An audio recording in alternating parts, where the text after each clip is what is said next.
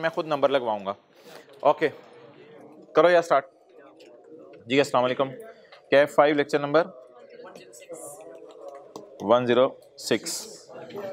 अच्छा भाई एक चीज़ हमारी रहती है वो निकालें फाइनल अकाउंट के अंदर, पेज नंबर 235 234 234 पेज 234 के ऊपर पॉइंट 8 किताब निकालें, पेज 234 पे पॉइंट 8। वैसे तो हमने IAS 37 इतनी डिटेल से पढ़ लिया हुआ है कि हमें कंपनी लॉ के पेज नंबर 233 के आखिरी नोट को पढ़ के हंसी ही आएगी, क्योंकि IAS 37 में ज़्यादा डिस्क्लोजर मांगे हुए हैं इससे, लेकिन बहुत थोड़े डिस्क्लोजर कंपनी लॉ ने मांगे हुए हैं। पेज निकालो आप 233, लेकिन बहुत थोड़े डिस्क्लोजर मांगे हुए हैं कंपनी लॉ ने। कॉन्टिंजेंसीज एंड कमिटमेंट्स, कमिटमेंट्स और कंटिंजेंसीज में फ़र्क बताया था मैंने। कंटिंजेंसीज और कमिटमेंट्स ज़रा लिख लें क्या होती हैं। कंटिंजेंसीज तो कोर्ट केसेस वगैरह, कमिटमेंट्स लिखें फॉर कैपिटल एक्सपेंडिचर। यार एक और कमिटमेंट भी आपको बताई थी, गारंटीज। हमने किसी की गारंटी दी हुई है और अगर कोई प्लांट इंपोर्ट होना है तो उसका लेटर ऑफ क्रेडिट वगैरह, लेटर ऑफ क्रेडिट, यानी ये कि हम इस काबिल हैं इसके पैसे दे सकेंगे। तो कमिटमेंट्स में 3 बातें लिखें, कैपिटल एक्सपेंडिचर्स, नजर नहीं आ रहा होगा जिस तरह मैंने लिखा है, गारंटीज, कैपिटल एक्सपेंडिचर्स, गारंटीज और लेटर ऑफ क्रेडिट वगैरह। कैपिटल एक्सपेंडिचर क्या, मैं प्लांट खरीदूंगा। गारंटीज क्या, मैं किसी का लोन दे दूंगा, कमिटमेंट है ये मेरी। और तीसरी कमिटमेंट लेटर ऑफ क्रेडिट, मैं बाहर से प्लांट मंगवा लूंगा। तो IAS 37 वाली बातें लिखी हुई हैं। In describing legal cases under any court, agency और government authority, whether local government ने केस किया है, लोकल अथॉरिटी ने या फॉरेन अथॉरिटी ने केस किया हुआ है। कोर्ट का नाम बताएं, किस कोर्ट में केस चल रहा है, सुप्रीम कोर्ट है या हाई कोर्ट है, कोर्ट का नाम बताएं। एजेंसी और अथॉरिटी, FBR, NAB, एजेंसी और authority in which the proceedings are pending, NAB में प्रोसीडिंग चल रही हैं या कहाँ चल रही हैं। द डेट इंस्टीट्यूटेड, इंस्टीट्यूटेड क्या मतलब, जिस दिन केस शुरू हुआ, द डेट इंस्टीट्यूटेड जिस दिन केस शुरू हुआ। प्रिंसिपल पार्टीज, पार्टीज आपको पता है केस में जज के सामने 2 पार्टीज खड़ी होती हैं, principal parties, and a description of the factual basis, जिसको हमने IAS 37 में नाम दिया था nature of event, underline nature of event. Factual basis का क्या मतलब, नेचर ऑफ इवेंट के फैक्ट्री में आग लग गई थी जिसकी वजह से एम्प्लॉयज ने केस कर दिया, डेट ये है केस शुरू होने की और ये हाई कोर्ट में केस चल रहा है। Factual basis of the proceeding and the relief sought क्या मतलब, रिलीफ सॉट, जज साहब ने क्या खुशी की खबर सुनाई आपको, and the relief sought, relief होता है बेनिफिट, अगर जज साहब ने आपको कोई खुशी की खबर सुनाई तो वो क्या खुशी की खबर है। तो ये मोटे मोटे डिस्क्लोजर हैं जो किस स्टैंडर्ड ने मांगे हैं, किसी स्टैंडर्ड ने नहीं मांगे, ये किसने मांगे हुए हैं, कंपनी लॉ ने। अब ये अल्फाज आपको बात करने की जरूरत नहीं है कि मोटा सा बस जहन में रख लें, नेम ऑफ कोर्ट एजेंसी या डेट कब शुरू हुआ केस, प्रिंसिपल पार्टीज कौन सी थी और केस की हकीकत क्या है। ये कुछ 4-5 आपने डिस्क्लोजर देने होते हैं अगर कोर्ट केसेस चल रहे हैं। मुझे ये फील होता है कि कमिटमेंट्स की हेडिंग दे गया कंपनी लॉ वाला, नीचे कमिटमेंट्स के बारे में लिखना भूल गए। तो कमिटमेंट्स भी बतानी है और कंटिंजेंसीज भी बतानी है।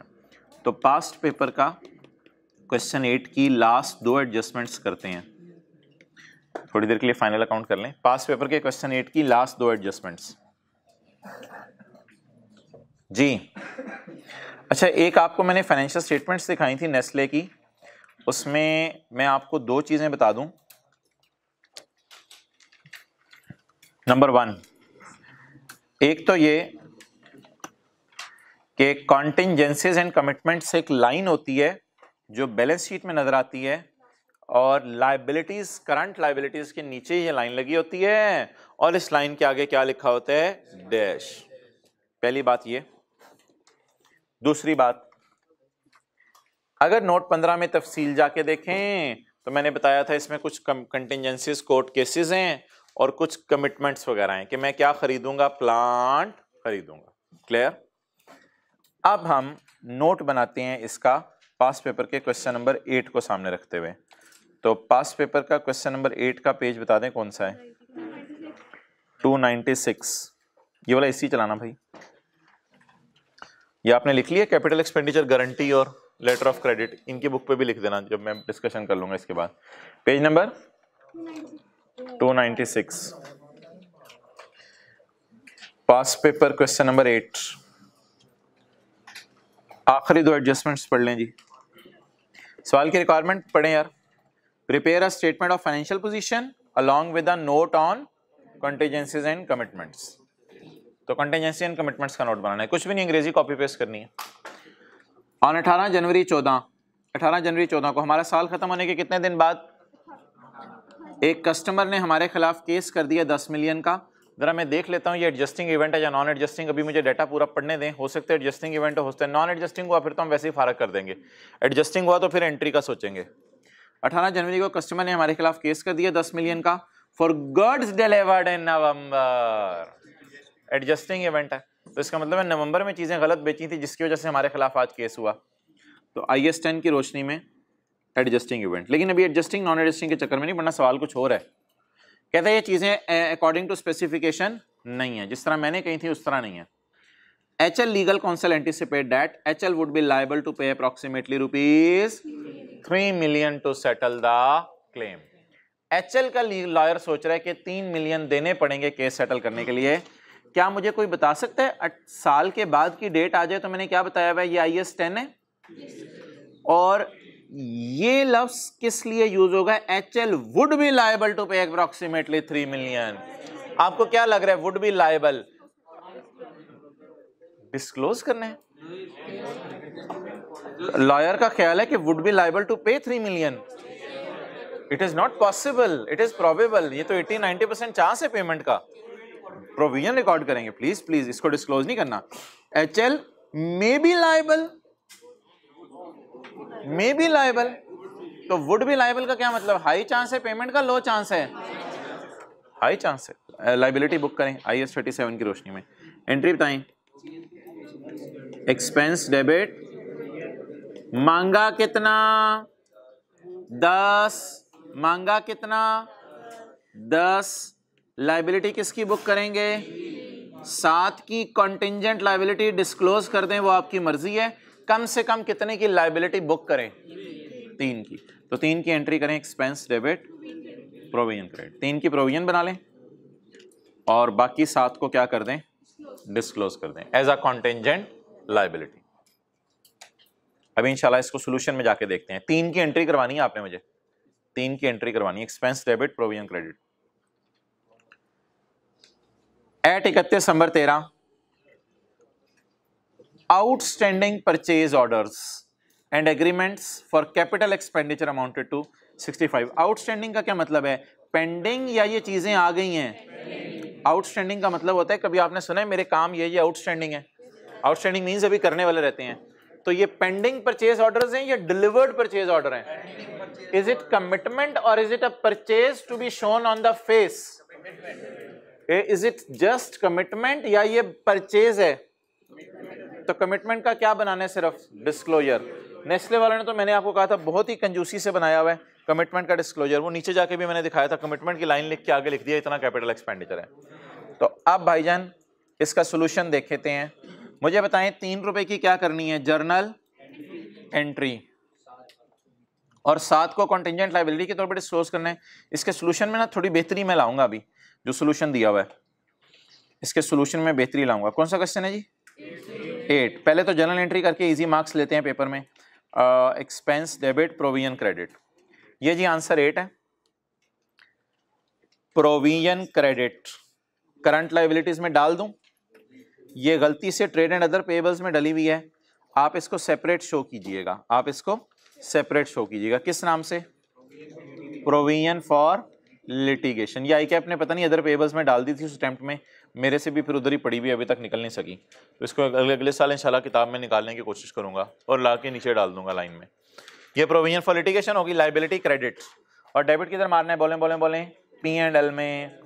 P&L इस सवाल में मांगा नहीं हुआ था, वर्किंग में करके ना प्रॉफिट चाहिए था हमें, तो P&L वर्किंग में बना हुआ है। तो ये जी खर्चा डेबिट। ऑपरेटिंग एक्सपेंसेस में डाल दें या अदर एक्सपेंसेस में डाल दें, वो ऑपरेटिंग का मतलब होता है एडमिन सेलिंग एक्सपेंसेस। या अदर एक्सपेंसेस में डाल दें, अदर एक्सपेंसेस में डालना में ज्यादा बेहतर होगा। डन। तो what is the general entry to be posted in books? मांगा कितना 10, देना कितना 3, एक्सपेंस डेबिट प्रोविजन क्रेडिट। अब नोट भी मांगा हुआ है कंटिजेंसी एंड कमिटमेंट्स का, तो डिस्क्रिप्टिव फॉर्म में आएगा, आपने दे दिया हुआ है डिस्क्रिप्टिव फॉर्म में। इन जनवरी 14 claim of 10 million was launched by customer. Nature of event लिख के आए कि नेचर ऑफ इवेंट दें या आप नेचर दें? अब तो डिस्क्लोजर मांगा हुआ है, डिस्क्लोजर मांगा हुआ है। तो in January claim of 10 million was launched by customer against good delivered in November being not, इसकी हेडिंग होगी note to the financial statements. Not according to agreed specification, the legal counsel is of the opinion that HL would be required to pay approximately 3 million to settle the obligation. Accordingly, a provision of 3 has been made. Books में कर दिया हमने, and 7 is a contingent liability. Done हो गया। Commitments के बारे में क्या लाइन लिखा है? Commitments for capital expenditure outstanding at 31 December 13 amounted to 65 million. ये इसकी एंट्री करनी है या ये सिर्फ डिस्क्लोज करना है? मेरी वैसे ये राय थी कि जब प्रोविजन का नोट मांग ही लिया ना उसने कंटिजेंसी एंड कमिटमेंट्स का, तो फिर इसको एक ये भी बना देना चाहिए था, ओपनिंग बैलेंस 0, इस साल का खर्चा 3 है क्योंकि 7 की तो एंट्री नहीं करनी, और मैंने कहा था कैश की पेमेंट हुई नहीं तो क्लोजिंग लाइबिलिटी भी क्या है 3 की। इसका हमने नाम रखा था नोट का प्रोविजंस। तो अगर स्टेटमेंट फॉर्म में ये भी आई कैप बना देते तो जरा ज्यादा बेहतर होता। डन, बना लें प्रोविजंस का नोट।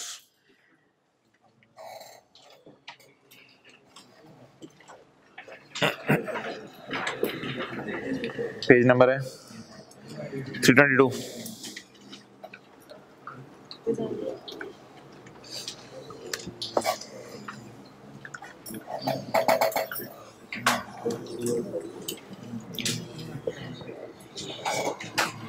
अच्छा जी, कल वाले में कोई मसला? कल नोट्स नहीं मिले भैया, इन पे ना नोट्स पड़े होंगे, जरा इनको पढ़ा देते हैं। नहीं पढ़े हुए वो भाई साथ ले गए, उनसे वापस लेके आए, उन्हें कहें यार 3 कॉपी आ जाती हैं।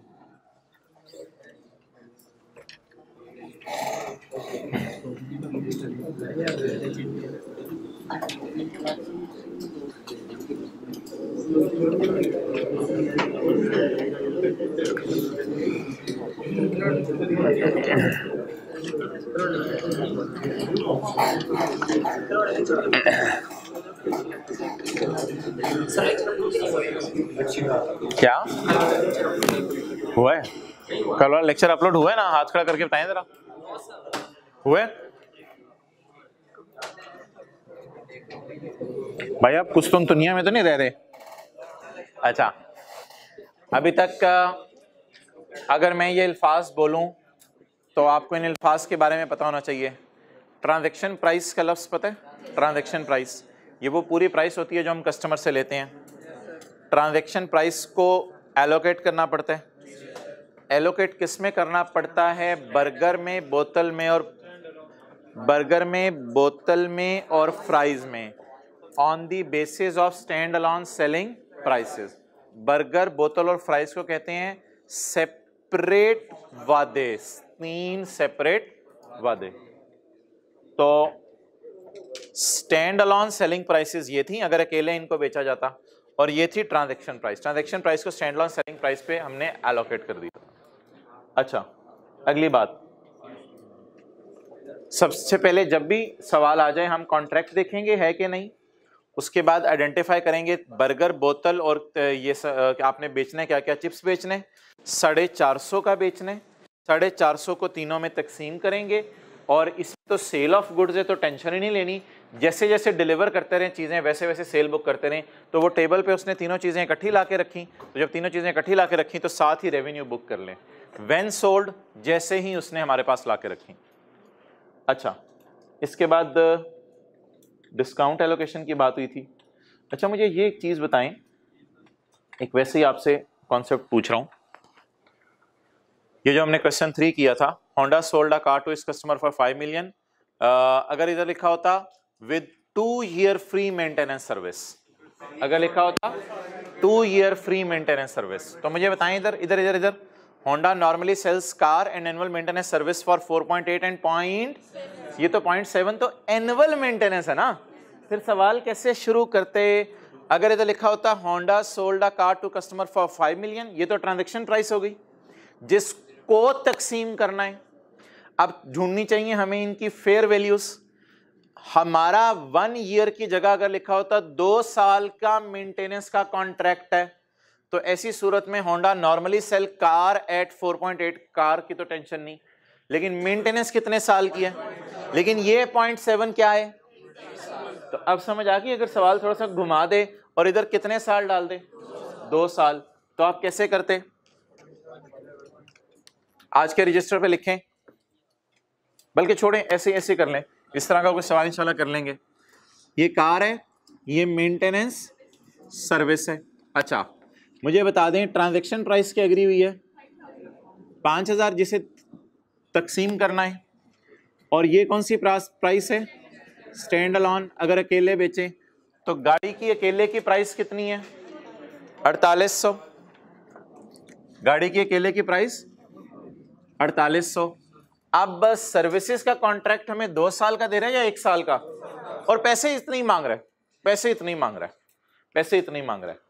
तो बता दें सर्विसेज हमें जो स्टैंड अलोन गिवन है वो स्टैंड अलोन कितने अरसे की गिवन है 1 साल की, लेकिन हमें कितने अरसे की चाहिए 2 साल की। कॉन्ट्रैक्ट को ना ओवरऑल आपने देख के एलोकेट किया करना है कि ओवरऑल चाहे 10 साल का कॉन्ट्रैक्ट है 10 साल की सर्विस यहां डालेंगे, एलोकेशन करते हुए कॉन्ट्रैक्ट की पूरी लाइफ देखी जाएगी। तो व्हाट इज साल की मेंटेनेंस सर्विस 0.7, तो अगर मैं कहूं 2 साल सर्विस है तो 2 ज़रब 700, 2 ज़रब 700 यहां कितना आ जाता 1400, और इस बेस पे पूरा सवाल सॉल्व होता।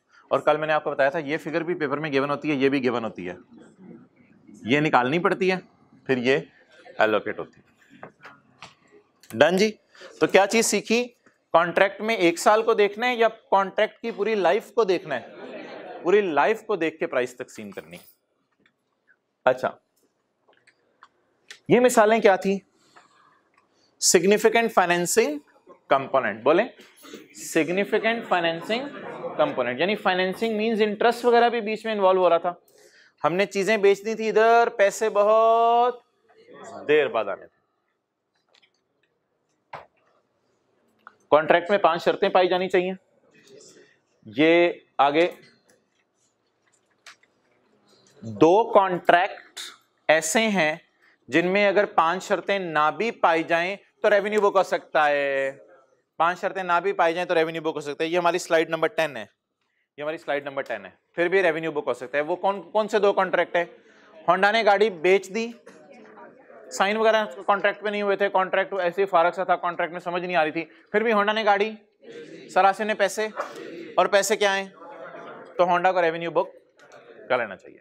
नंबर 2, मैंने जाके ये पेन खरीदना था, मैंने जब ये पेन खरीदना था तो मैंने उसको जाके पैसे पकड़ाए, और मैंने पैसे पकड़ाए कहा यार खुदा के लिए मुझे मंगवा दे, कल मेरी क्लास में चाहिए, मेरे से 10,000 पकड़ ले, बेशक मुझे वापस ना करी, पेन मंगवा दे।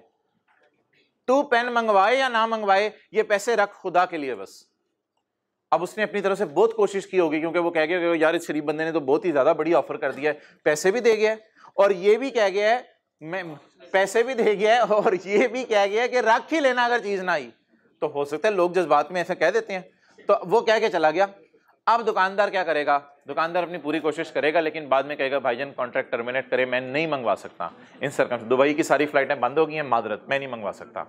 अब पैसे भी नॉन रिफंडेबल हैं, चले भी उसके पास गए, कॉन्ट्रैक्ट भी क्या हो गया टर्मिनेट। उस दुकानदार को जो लैपटॉप्स बेच रहा है या पेन बेच रहा है फीस सेंटर के बाजार में, फीस सेंटर कराची वालों लाहौर के अंदर एक मार्केट है जहां पे कंप्यूटर बिकते हैं, तो रिकॉर्ड किया जाएगा रेवेन्यू, डन। लेकिन अगर इसमें तीनों में से एक का जवाब भी नो आए, मिसाल के तौर पे सरासिफ ने को गाड़ी बेच दी, सरासिफ से पैसे, लेकिन पैसे रिफंडेबल हैं, तो इन तीनों में से एक का जवाब क्या आ गया, in both above scenarios if answer to any one point is then record cash debit liability credit, फिर होंडा करेगा cash debit liability credit, फिर सेल बुक नहीं कर सकता। और इधर भी देख लें, इन दोनों में से भी एक का जवाब क्या आ गया नो, तो फिर जो पैसे आएंगे वो कहां जाएंगे, कैश डेबिट रेवेन्यू क्रेडिट या कैश डेबिट लायबिलिटी क्रेडिट, तो इसमें क्या एंट्री होगी? Cash debit, revenue credit, cash debit. लेकिन इस इन यस की जगह अगर कोई एक भी, तो फिर कैश डेबिट। सर ये सिनेरियो 2 की एग्जांपल ये भी हो सकती है ना कि अगर हम प्रॉपर्टी का काम करते हैं तो इसमें जो बयाना दे दिया है और फिर कैंसिल। बिल्कुल बिल्कुल बिल्कुल बिल्कुल बिल्कुल सही कह रहे हैं। नहीं नहीं भाई, जो सही बात करे। अच्छा जी, what is wholly unperformed contract? Wholly unperformed, ना कॉलेज वालों ने पढ़ाया ना आपने पैसे दिए, it is called as wholly unperformed contract. ना आप मैकडोनल्ड्स में जाके खड़े हैं सुबह के घंटे के 1 घंटे के टेबल के ऊपर बैठे हैं, ना आप मांग रहे हैं ना वो बेच रहे हैं, क्योंकि आपकी शक्ल देख उनको पता चल गया भाई ऐसी, यार मिसाल दे रहा हूँ, कुछ लोग दिल पे ले लेते हैं। अच्छा, तो वो उनको देख के मैं बैठा हुआ था, तो शक्ल देख के उन्होंने कहा मौलवी साहब ने क्या ऑर्डर करना है, छोड़ो पर यार बैठा रहने दो इनको। तो घंटे से मैं वहाँ बैठा हूँ, ना वो मुझे ऑर्डर कर रहे हैं, ना वो जो मुझे चीज़ें डिलीवर कर रहे हैं, ना मैं कैश दे रहा हूँ। तो ये कॉन्ट्रैक्ट एग्जिस्ट करता है या नहीं करता? क्योंकि इस कॉन्ट्रैक्ट का नाम क्या होगा? The entity has not transferred the good, उन्होंने मुझे नहीं बेचा burger, and the entity has not received the. लेकिन इसमें ना पेनल्टी कोई नहीं होनी चाहिए। अगर मैं उनको फिर निकलते हुए 1 घंटा बैठने की पेनल्टी दे के आऊंगा ना, वो फिर उनका रेवेन्यू बन जाएगा, वो फिर उनका रेवेन्यू बन जाएगा। तो इसमें विदाउट पेइंग पेनल्टी दिए बगैर मैं बाहर निकल आया, ना उन्होंने पेनल्टी को पे की ना मैंने को पेनल्टी पे की। उनकी पेनल्टी पे करना तो यहाँ बनता भी नहीं था, शायद मुझे पेनल्टी पे करनी पड़नी थी, लेकिन मैं कोई पेनल्टी पे किए बगैर मैं बाहर निकल आया। तो बोलें ये कॉन्ट्रैक्ट एग्जिस्ट करता है या नहीं? A contract does not exist. Para 12 है स्टैंडर्ड का, पिछले सफे वाला पैरा 15 है और उससे पिछले सफे वाला पैरा नंबर 9 है। यार ये पावर पॉइंट प्रेजेंटेशंस आपके पास नहीं है, नोट्स इधर दे दें। आप ऐसा करें कि किताब निकाल लें आज। सर किताब में भी तो 70-80 सफ़े हैं, वो हमारे पैसे ज़ाया करवाने के लिए डाले हुए हैं। किताब निकाल लें।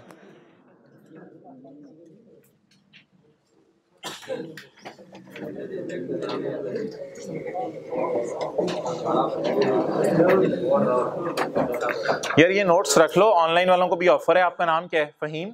ऑफिस टाइमिंग में आके इन 3 लेक्चर्स के नोट्स अभी तक फिजिकल फॉर्म में ले सकते हैं along with power point presentation, ठीक है? इनके पास कॉपीज अवेलेबल हैं, पेज 90। लेकिन ये नहीं कि क्लास के बाद आप उठ के 10 कॉपियां लेके जा रहे होंगे। मेरे ऑनलाइन में 10 दोस्त हैं।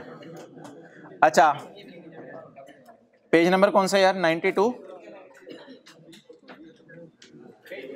भाईजान कोई स्लाइड का नंबर बता दे जल्दी जल्दी, स्लाइड का नंबर।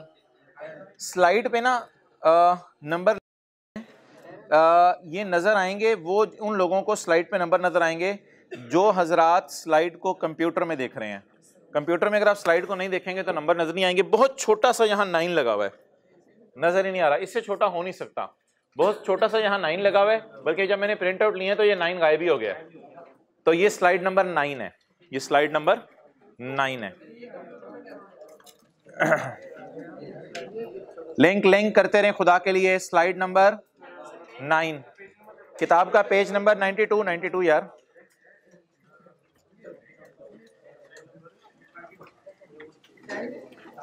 किताब भी साथ खोलें ना, हिम्मत करें। स्लाइडों को फारिग करें, किताब साथ खोलें। स्लाइड नंबर 9 आप सॉफ्ट में भी डाउनलोड करके ढूंढ सकते हैं, 1 2 3 गिन के। पोर्टल नहीं चल रहा? पोर्टल से कितने लोगों का डाउनलोड हो रहा है? अच्छा यार, ये कौन सी स्लाइड है? टर्मिनेट होने वाला और नॉन रिफंडेबल सरासिफ को गाड़ी बेच दी, ये कौन सी स्लाइड है? ये स्लाइड इससे अगली है, ये स्लाइड नंबर 10 है, ये स्लाइड नंबर 10 है।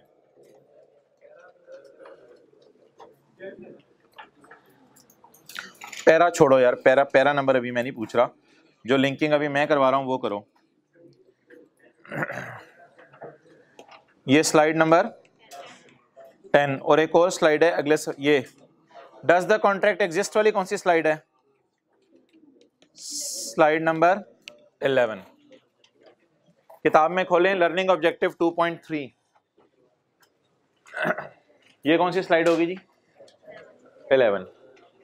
यार आप थोड़ा सा टाइम दें, किताब से भी इन चीजों को पढ़ लें, कोई नहीं रिवीजन ही हो जाएगी। स्लाइड नंबर 9 जो हमारी होती थी, what are the criteria for identification of contract. ये स्टैंडर्ड का पैरा नंबर लिखा होगा मैंने, ये स्टैंडर्ड का पैरा नंबर 9 है और हमारी लकीली स्लाइड नंबर भी छोड़ दें, स्लाइड सब नोट्स छोड़े, इधर देखें। The general IFRS applies only if the parties have approved the contract. अच्छा यार, अप्रूवल कितने किस्म की होती है? ये ना कॉन्ट्रैक्ट की छोटी छोटी बातें रोजाना रह रही थी। असल में मेरा दिल ये था, मैं ये नहीं चाहता कि आपके जहन में ये कॉन्सेप्ट बैठेगी स्टैंडर्ड थ्योरी बेस्ड है, ये स्टैंडर्ड न्यूमेरिकल बेस्ड है। मैं जानबूझ के पहले दिन ये थ्योरी नहीं करवाई थी ताकि आप ये कहें थ्योरी बेस्ड चीज़ें शुरू हो गई हैं, ये क्या बोर सा स्टैंडर्ड है। आज 10-15 मिनट देने पड़ेंगे हमें, ये थ्योरी बेस्ड चीज़ें हैं, गौर से समझें। The parties have approved the contract.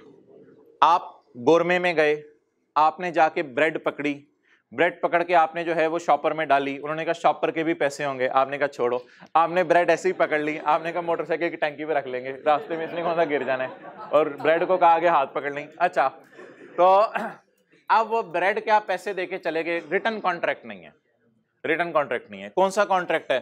Oral भी नहीं है, बिजनेस प्रैक्टिस, आप बोले भी नहीं, आप हैंड्स फ्री पे दोस्त से बातें कर रहे थे, हाँ यार लीज चल रहा है, अच्छा यार लेसी के केस में राइट ऑफ यूज, आप ये बातें कर रहे थे दोस्त से, रिवीजन कर रहे थे आप अपनी, तो बिजनेस प्रैक्टिसेस है, बिजनेस प्रैक्टिसेस है। इस contract is valid invalid? Valid. The entity can identify each parties rights. हमारा क्या राइट है? ब्रेड लेना, और उनका क्या राइट है? पैसे लेना, goods delivery and cash payment. The entity can identify, entity कौन होता है? Seller. The गोरमे can identify the payment terms. Payment terms तो उसी वक्त हो गई ना, पैसे आपने उसी वक्त दे दिए, लेकिन मिसाल के तौर पे 30 दिन का उधार भी हो सकता था। Point 4, the contract has a commercial substance. Commercial substance का मतलब देखें, दो शॉपकीपर हैं, दोनों मिसाल के तौर पे दोस्त हैं, एक की दुकान जो है वो लाहौर के अंदर है, कहाँ लिखा हुआ है मैंने, हाँ, एक की दुकान लाहौर के अंदर है और दूसरे की दुकान कराची में है। Two shopkeepers are independently operating mobile shops in different cities of Pakistan. The mobile orders are placed by customers online and shopkeepers then deliver the mobile using the courier service. आ जाओ इधर। अच्छा, द शॉपकीपर इन लाहौर, ये लाहौर के हैं, the shopkeeper इन लाहौर, थोड़ा सा इधर है ना बस, ये नजर आ रहे हैं। The shopkeeper in Lahore has received online order from a customer. इनको कराची के अंदर जो है वो बिलावल का फोन आया है कि मुझे मोबाइल चाहिए। The mobile order is not there in stock at Lahore. Bilawal Karachi, sorry गड़बड़ होगी, इधर का कोई बोल दें, शेख रशीद, शेख रशीद लाहौर में है? अच्छा, वो तो इस्लामाबाद में है, लाहौर का बोल रहे हैं। इंजमामुल हक, इंजमामुल हक। द शॉपकीपर इन लाहौर, इसको इंजमाम का फोन आया, भाई मोबाइल चाहिए। The shopkeeper in Lahore has received an online order from a customer in Karachi. इसको कराची से, तो सही हो रहा था ना यार, सही हो रहा था, बिलावल का मिक्स हो गई चीजें, चुप चुप। द शॉपकीपर इन लाहौर, ये शॉपकीपर है लाहौर में, इसको ऑर्डर आया है कराची के कस्टमर से, बिलावल से ऑर्डर आया है। The mobile order is not there in stock at Lahore, और इसके पास लाहौर में दुकान पे स्टॉक मौजूद नहीं। Therefore he requested the shopkeeper in Karachi. I am from Karachi. ये मैं आज आपको बात बता रहा हूँ, मैं मेमन हूँ। अच्छा, the mobile order is not there in stock at Lahore. Therefore he requested the shopkeeper in Karachi.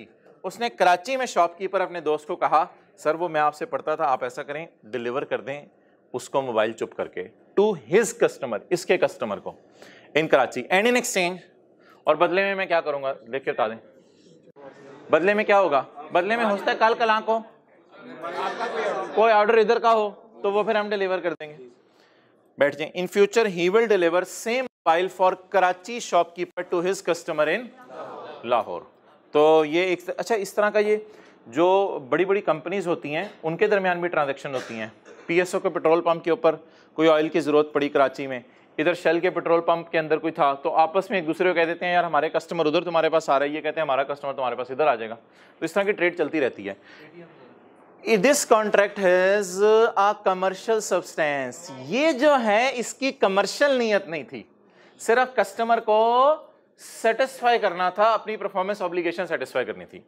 The exchange transaction has, the exchange transaction customer के साथ वाली नहीं, मेरी और इसकी, दो दुकानदारों की आपस में, लेकिन the exchange transaction between shopkeepers, the exchange transaction between has no commercial नियत, कमर्शियल नियत कोई नहीं है। प्रॉफिट, दुकानदार एक दूसरे से तो नहीं प्रॉफिट कमाने लग जाएंगे, सोच के बताएं, कोई मॉडल शॉर्ट हुआ है मोबाइल का, तो एक दूसरे से प्रॉफिट तो नहीं कमाने लग जाएंगे? कमा सकें तो फिर तो और बात है, फिर तो वो पहले दुकानदार दूसरे को बेचेगा ना, फिर तो बेचेगा, फिर तो ट्रांजैक्शन ही और होगी। The exchange transaction has no commercial niyat because amount of entity's future cash flow is not expected to change as a result of future cash flow change नहीं होने, बिलावल ने स्टिल उतने ही पैसे देने हैं। और कल कला को, अभी तो इसके पास कस्टमर आया था ना, कल कला को मेरे पास कोई कस्टमर आएगा, उसने भी उतने ही पैसे देने हैं, तो फ्यूचर के कैश फ्लो हमारे चेंज होने वाले नहीं है। सिमिलरली मैं सरासिफ कहते हैं यार मेरे पास जो है वो 2010 मॉडल की गाड़ी है, मैं कहता हूँ यार मेरे पास भी 2010 मॉडल की गाड़ी है। सरासिफ कहते हैं मेरे पास भी 1600 सीसी है, मैं कहता हूँ मेरे पास भी 1600 सीसी है। सरासिफ कहते हैं उसकी माइलेज लाख हो गई है, मैंने कहा मेरी की भी तकरीबन 99,000 हो गई है माइलेज, तो ऐसा करेगा गाड़ी एक्सचेंज कर लें। सरासिफ ने कहा क्यों? मैंने कहा महल्ले वालों पे रोक पड़ते गाड़ियाँ चेंज करते हैं, हमने गाड़ी चेंज कर ली। अब is there is a commercial substance? There is no commercial substance. और शादियों में तो आपने देखा होगा, बहन भाई तो ये बहनें हों या भाई हों, तो तू मेरे कपड़े पहन ले, तो ये चलता रहता है ना। तो अच्छा, तो ये क्या होता है? It is a commercial substance. ये रोब शॉप डालने के लिए चीजें होती हैं, इसकी कमर्शियल नियत नहीं होती।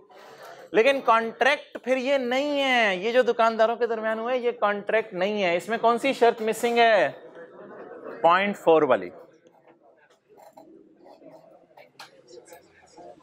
रिस्क, टाइमिंग और amount of future cash flow is expected to change, नहीं लिखें no change in cash flows, no change in cash flows में चेंज नहीं आना। क्यों नहीं चेंज आना?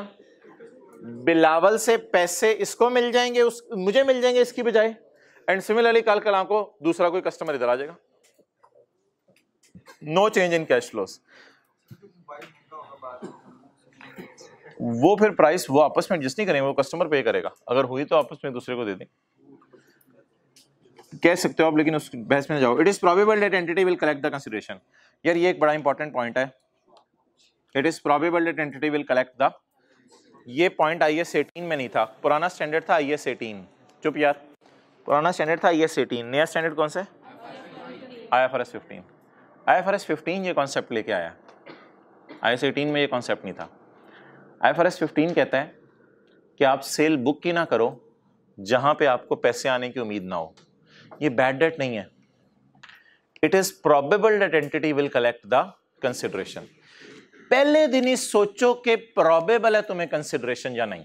मिसाल के तौर पे मैंने आपको इसकी एक मिसाल दी थी, मरी के अंदर जो पिछले दिनों हादसा हुआ, उसके अंदर अब गाड़ियों में लोग लाइनों में खड़े हुए हैं, अब लोगों के पास पैसे वॉलेट से खत्म हो गए हैं, दुकानदारों ने चीजें महंगी कर दी हैं, लेकिन कोई एक खुदा तरसी वाला दुकानदार था और कोई एक बेचारा गाड़ी में बैठा हुआ बंदा उसके पास गया, यार कोई चीज हमें दे दें, हमारे पास तो खाने को कुछ नहीं है। अब जो है दुकानदार ने कहा यार इसको ना, पैसे पूसे बेचारे के पास पता नहीं है नहीं है, तो दुकानदार ने कहा यार अपने छोटे को, यार इसको ना 10 बिस्किट दे दो, चलो इनके बच्चे बैठे हैं 10 बिस्किट दे दो, 5 जूस दे दो, बस खत्म। It is probable that entity will collect the consideration. It is, तो डेटर डेबिट सेल क्रेडिट करके bad debt debit debtor credit करें, ये स्टैंडर्ड इस अप्रोच को पसंद नहीं करता।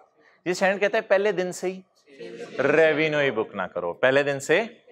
तो लिखें अगर कस्टमर से और ये ट्रांजैक्शंस हो जाती हैं दुनिया में, हो जाती हैं यार, दुकानदार कई दफा ऐसा कर देते हैं, दुकानदार कई दफा ऐसी ट्रांजैक्शन कर देते हैं। ठीक है, आप दही भल्ले वाली दुकान के ऊपर गए, अब वहां जाके आप दही भल्ले खाई जा रहे हैं, किसी ने आके देखा, किसी ने आके दुकानदार को कहा यार मुझे भी दही भल्ले की प्लेट दे दे। दुकानदार ने कहा अच्छा चलो यार ये लो, आप भी रख लो, अब पैसे उससे नहीं लिए। तो it is probable that entity will, तो अगर कलेक्ट करना है कैश तो रेवेन्यू बुक कर लें, अगर नहीं करना तो ना करें। तो लिख लें रेवेन्यू उतना ही बुक होगा जितने सेल के पैसे आने की उम्मीद है, और अगर नहीं उम्मीद तो रेवेन्यू बुक ही ना करें। रेवेन्यू उतना बुक होगा जितने सेल के पैसे आने की उम्मीद है।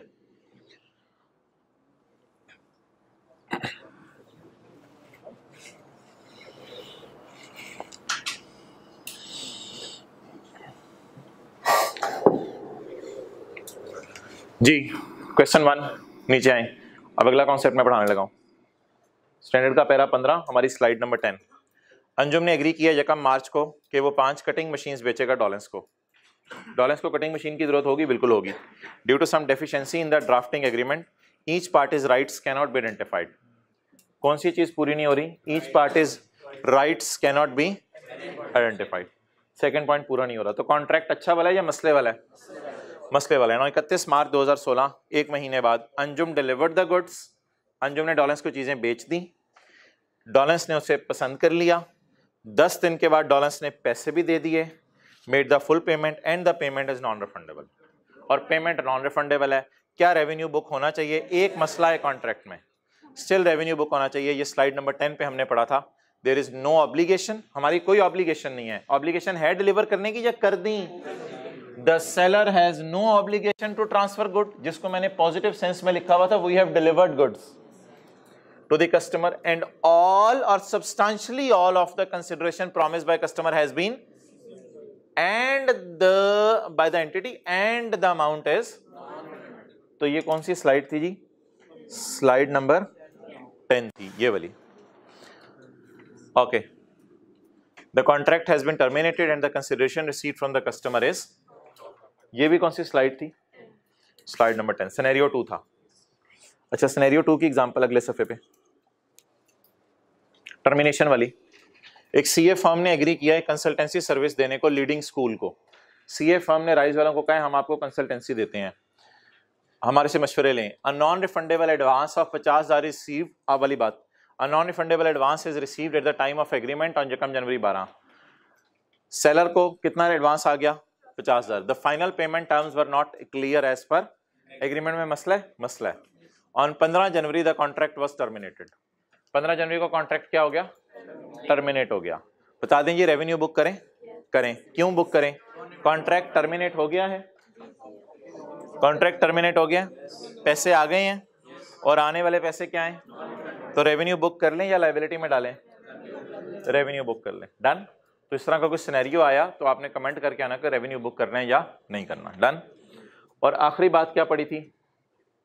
अगर दोनों पार्टीज परफॉर्म ना करें, होली अनपरफॉर्म और इन द एंड पेनल्टी भी पे ना करनी पड़े, तो ऐसी सूरत में कॉन्ट्रैक्ट सिरे से एग्जिस्ट ही नहीं करता। A shopkeeper agreed to deliver 30 computers to mister Umar within 3 months. Shopkeeper ने उमर को कहा मुझे तुम्हें 30 कंप्यूटर 3 महीने में दे दूंगा। As per the agreement shopkeeper can cancel the contract at any time. Shopkeeper contract को किसी टाइम कैंसिल कर सकता है बिफोर डिलीवरी से पहले। In case of cancellation, shopkeeper is not required to pay any penalty to Umar। कहीं लिखा हुआ पैसे आए, कहीं लिखा हुआ डिलीवरी हुई या होनी है, ना पैसे आए ना डिलीवरी हुई, तो और पेनल्टी भी पे, तो ना पैसे आए ना डिलीवरी आई ना पेनल्टी आई, तो क्या ये कॉन्ट्रैक्ट एग्जिस्ट करता है? क्या पार्टीज कैंसिल कर सकती हैं कॉन्ट्रैक्ट को? कर दें, बस कॉन्ट्रैक्ट फारिग है। इसकी हेडिंग पढ़ें क्या है? Does the contract exist if either party can terminate it. अगर हर पार्टी टर्मिनेट कर सकती है तो कॉन्ट्रैक्ट एग्जिस्ट करता है जी। कॉन्ट्रैक्ट एग्जिस्ट नहीं करता अगर होली अनपरफॉर्म्ड है। होली अनपरफॉर्म, ना बेचने वाला बेचे, ना खरीदने वाला पैसे दे। ओके, अनपरफॉर्म्ड और पेनल्टी का सुन लें। आप आके राइज में बैठे हैं और मुआहिदा क्या हुआ है कि आप किसी भी वक्त उठ के जा सकते हैं। मुआहिदा क्या हुआ है? आप किसी भी क्लास से उठ के जा सकते हैं। 1-2-3 दिन आप क्लासों में बैठे हैं, आप किसी वक्त उठ के जा सकते हैं और जाते हुए आपने कोई पेनल्टी पे नहीं करनी। अब राइज वालों ने कोई आपको सब्सटेंशियल सर्विस दे दी है या ऐसी 1-2 दिन की क्लासें दी हैं? तो राइज वालों ने कोई सर्विस भी आपको ऐसा नहीं दी। एक टॉपिक के 1-2 लेक्चर पढ़ने से क्या कमाल आपने कर लेना है? ना राइज वालों ने कोई सर्विस दी, ना आपने कोई पैसे दिए, ना कोई पेनल्टी देने का वादा किया आपने कि मैं जाऊंगा 2 दिन क्लासों में बैठ के पेनल्टी, ना पेनल्टी देने का वादा किया है। अब ये कॉन्ट्रैक्ट है या कॉन्ट्रैक्ट ही नहीं है? डन। अच्छा जी, इट्स ओवर नाउ। अब आज के नोट्स की तरफ आए। आज के नोट्स में खोलने की जरूरत नहीं, अभी खुलवाने पड़े मैं बताऊंगा। अगला पॉइंट कौन सा पढ़ना है हमने? कुछ पास पेपर के क्वेश्चन करने थे लेकिन बातों में टाइम ही इतना लग जाता है, पास पेपर क्वेश्चन को पेंडिंग ही डाल देते हैं। कोई मसला नहीं, आसान से पास पेपर क्वेश्चन है। फिलहाल यार कल वाला कॉन्सेप्ट रिवाइज करना है। पास पेपर का क्वेश्चन 5 निकालें, कल वाला कॉन्सेप्ट रिवाइज करना है। कल वाले कॉन्सेप्ट का नाम बताएं। Sale with a right of return. Sale with a right of return.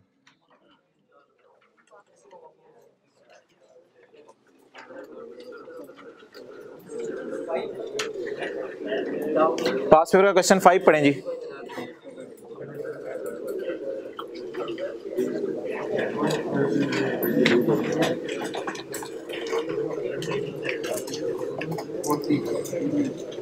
जल्दी जल्दी पढ़ के वो डब्बा बना दें, वो जो छह बातें कल हमने डब्बे में लिखी थी।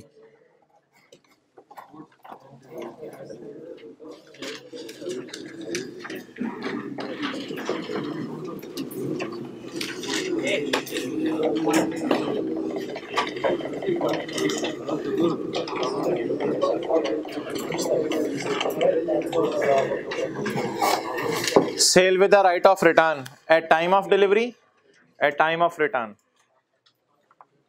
होमवर्क वाला सवाल हो गया था। पास पेपर के क्वेश्चन 5 का पेज नंबर 139। चलें जी रिवीजन करते हैं सवाल की। अच्छा ये 3 एग्जांपल्स आप पढ़ लेंगे जो किताब के 2 सफ़े मैंने पढ़ाए हैं आज। 3 एग्जांपल्स दोबारा पढ़नी है जाके।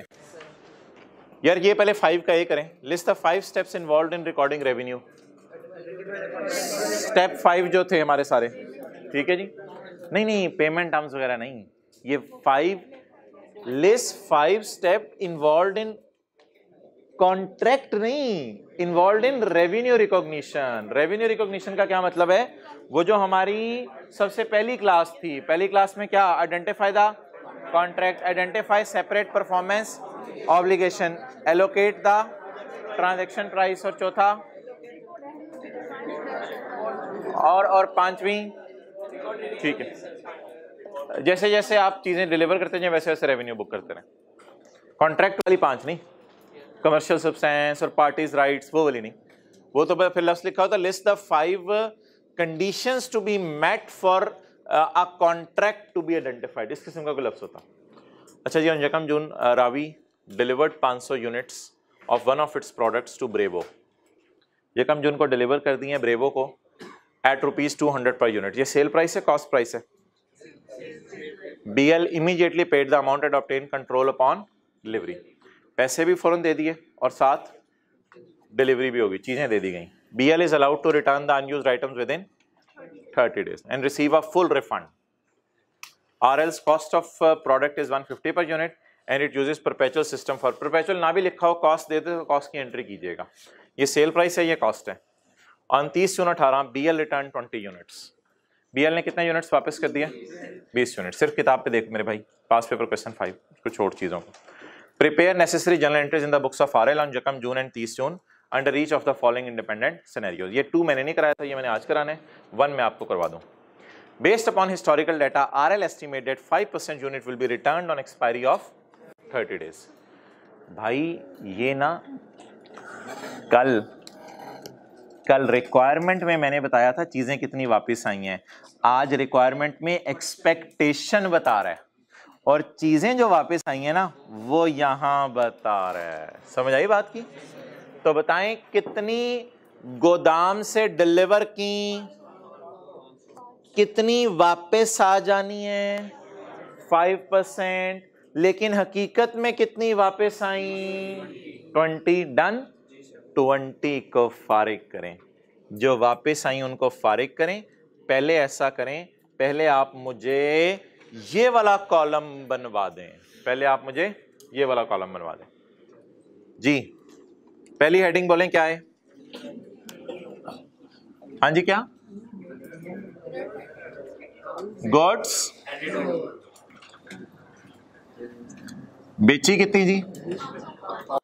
500। अगला कॉलम क्या है? एक्सपेक्टेड टू बी सोल्ड और expected to be return. Expected to be return कितनी है? 5%। कैलकुलेटर पकड़ें, 500 का 5% 25। Expected to be return, expected to be sold और एक्सपेक्टेड टू बी रिटर्न। कितनी बेची, कितनी वापस आ जानी है? ये सब मैं किस दिन खड़े होके सोच रहा हूँ, यकम जून को या 30 जून को? यकम जून को सोचूंगा। जो भी कुछ होना है वो तो होगा 30 जून को। अंदाजे कब लगाऊंगा कि कितनी वापस आएंगी? यकम जून को। क्या अंदाजा लगाया कितनी वापस आ जाएंगी? 5%। आप बता दें expected to be sold balancing 471। Done जी। ये कैलकुलेशन आपने पेपर में खड़े होकर किया करनी है किस दिन? यकम जून को। यकम जून को करनी है। और अब इंतजार किस दिन का करना है? 30 जून को। अल्लाह करे 25 से कम ही चीजें वापस आए। सोचा तो क्या हुआ कितनी वापस आ जाएंगी, लेकिन हमारा दिल चाहेगा 25 से कम चीजें वापस आए ताकि हमारे बिजनेस की सेल बढ़े। अब भाईजान 30 जून का एक्चुअल डाटा अवेलेबल हो गया। What is the actual delivery on 30 June? Sorry, वापस कितनी आ गई 30 जून को? 20। अब कौन सा कॉलम बनाना पड़ेगा? रिसीव्ड बैक वाला। ये किस दिन खड़े होके बना रहा हूंगा मैं? ये किस दिन खड़े होके सोचा था? ये कब बनाएंगे? 20 रिसीव्ड बैक। सेल में एडजस्टमेंट करनी है। कितनी सोचा था वापस आएंगी? कितनी वापस आई? कितनी नहीं आई वापस? वो बिक गई फिर। तो सेल एडजस्टमेंट 5 से इंक्रीज कर दें सेल। डन। आखिरी कॉलम बोलें क्या है? ये refund liability to be reverse की टेंशन ना लें। वो लाइबिलिटी जितनी पड़ी भी, आप लाइबिलिटी शाइबिलिटी अकाउंट को किताबों से वैसे ही फारिग कर दें निकाल के, उसमें टेंशन ना लिया करें कितने पे बुक हुई थी। 25 से लाइबिलिटी को रिकॉर्ड कर दें, रिवर्स कर दें। ये फिगर आपने हमेशा क्या लिया करनी है? सेम लिया करनी।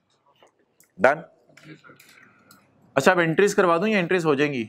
ऑब्वियसली यार, इतनी और चीजें IFRS 15 में पड़ी हैं, एंट्रीज तो कर ही लेंगे आप। अब भाईजान एक मसला आ जाता है कभी कभी।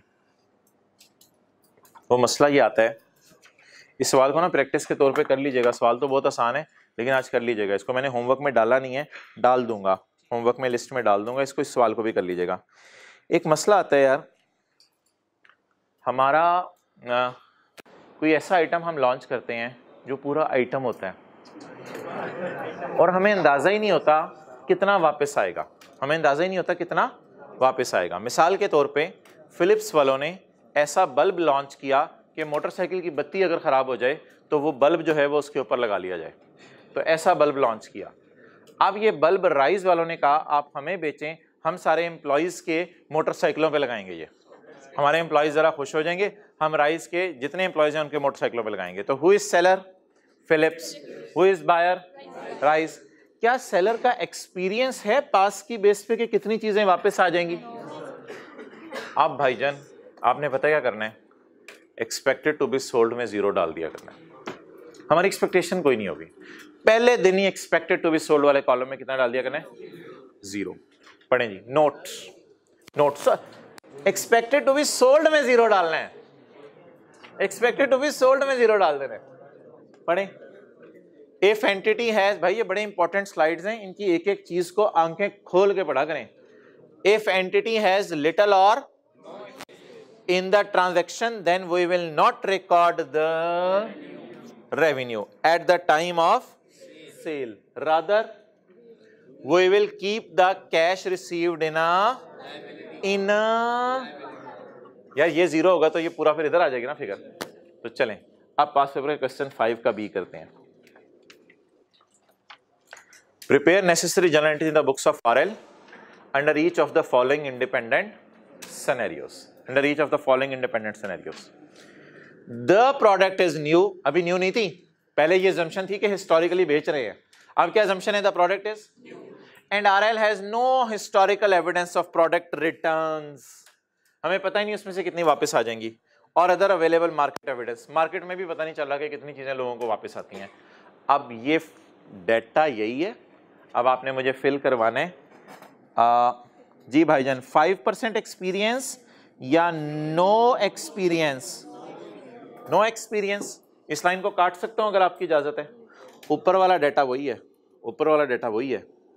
यकम जून को खड़े होकर जो चीजें हैं मुझे ग्रीन से हाईलाइट करवाइएगा और 30 जून को जो चीजें हैं वो मुझे स्काई ब्लू से हाईलाइट करवाइएगा।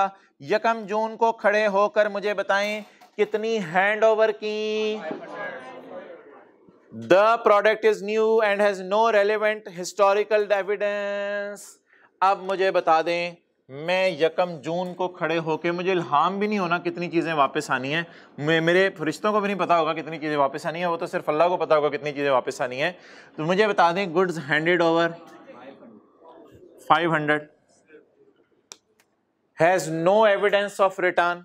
मुझे तो पता ही नहीं कितनी चीजें वापस आती हैं, इसलिए सेल बुक करने की जरूरत, सेल बुक नहीं किया करनी, बल्कि आप समझें सारी की सारी वापस आ सकती हैं। अजीब सी बात है, लेकिन आप क्या समझें, सारी की सारी वापस आ सकती हैं। अनसर्टेनिटी तो है ना बहुत ज्यादा, हो सकते सारी वापस आ जाए, लेकिन अब कुछ तो करना ही पड़ेगा। तो सेल बुक नहीं करनी है आपने। इधर कितना डालेंगे, 500। आगे तो इंशाल्लाह आप कर लेंगे। 30 जून को क्या हुआ, अब ना स्काई ब्लू से मैं हाईलाइट करता हूं। ये जो ग्रीन वाला मैंने हाईलाइट किया, ये किस दिन खड़े होके मुझे डेटा था, यकम जून को। अब मुझे किस दिन खड़े होके एक नई इंफॉर्मेशन आनी है, 30 जून को हकीकत पता चल गई। तो राइज वालों के फर्ज करें 500 एम्प्लॉइज थे, तो 500 एम्प्लॉइज की मोटरसाइकिलों पे उन्होंने वो बत्तियां लगा दी, उनमें से 20 एम्प्लॉइज ने वापस कर दी, सर ये फिलिप्स को दे दें, ये हमें नहीं चाहिए बत्ती। डन हो गया। तो आप बता दें जी, हिम्मत करके सही चीज बताइएगा। Received back, excellent, 20। आपको पता है ये कॉलम हम कैसे निकालते हैं, ये कॉलम कैसे निकालते हैं, कितनी वापस आनी थी, कितनी आई। मुझे लगता है इस मेथड में ना सेल बुक होना डिले हो जाता है काफी, सेल काफी डिले करके बुक होगी, क्योंकि इधर तो बुक ही नहीं हुई है कम जून को। और अगर हमारा ईयर एंड 15 जून होता, सर ईयर एंड भी 15 जून होता है यार, होता है बस छोड़ो। अगर हमारा ईयर एंड 15 जून होता तो फिर सेल बुक ही ना होती, क्योंकि 15 जून को तो कोई हमें बात पता ही नहीं है। सेल इस मेथड में बुक कब होगी, अब 30 जून को। कितनी सेल, 480। और यार इसको छोड़ो, इसको एज इट इज लिख लिया, एंट्रीज कर लेंगे जी सर। और ये टेबल बनवाना मकसूद था। तो ऊपर छोटी सी हेडिंग दे दें, हमें एक्सपीरियंस नहीं था, उर्दू में हमें एक्सपीरियंस नहीं था कितनी चीजें वापस आए, इसलिए यकम जून को सेल 0 बुक की है। हमें एक्सपीरियंस नहीं था, रिक्वायरमेंट बी पे लिखें, रिक्वायरमेंट 2 पे हमें एक्सपीरियंस नहीं था कितनी चीजें वापस आए, इसलिए यकम जून को सेल ही बुक नहीं की, सेल सिरे से बुक ही नहीं की। ऐसा ना करें सेल पूरी बुक कर लें, वो अजीब सी चीज हो जाएगी, फिर सेल बुक ही ना करें।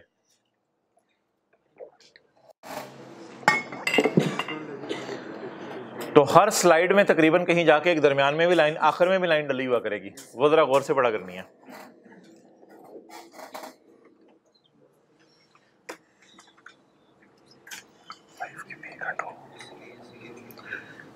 ऑनलाइन वालों को थोड़ा बुरा तो लगेगा, लेकिन फिजिकल वाले ऐसा करें कि यहां पे लिख लें क्वेश्चन 5 के बी का 2। अगर ये स्लाइड आपके पास है, अगर ये स्लाइड आपके पास है हार्ड फॉर्म में, तो यहां पे लिख लें क्वेश्चन 5 के बी का 2। ये स्लाइड नंबर ऑनलाइन वालों 13 है, 13।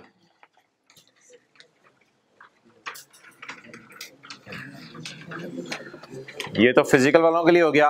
ऑनलाइन वाले ऐसा कर लें कि यहां लिख लें slide number 13 last line. Physical वालों ने भी ये शुरू कर दिया, चलें ठीक है। डन जी, डन ओके।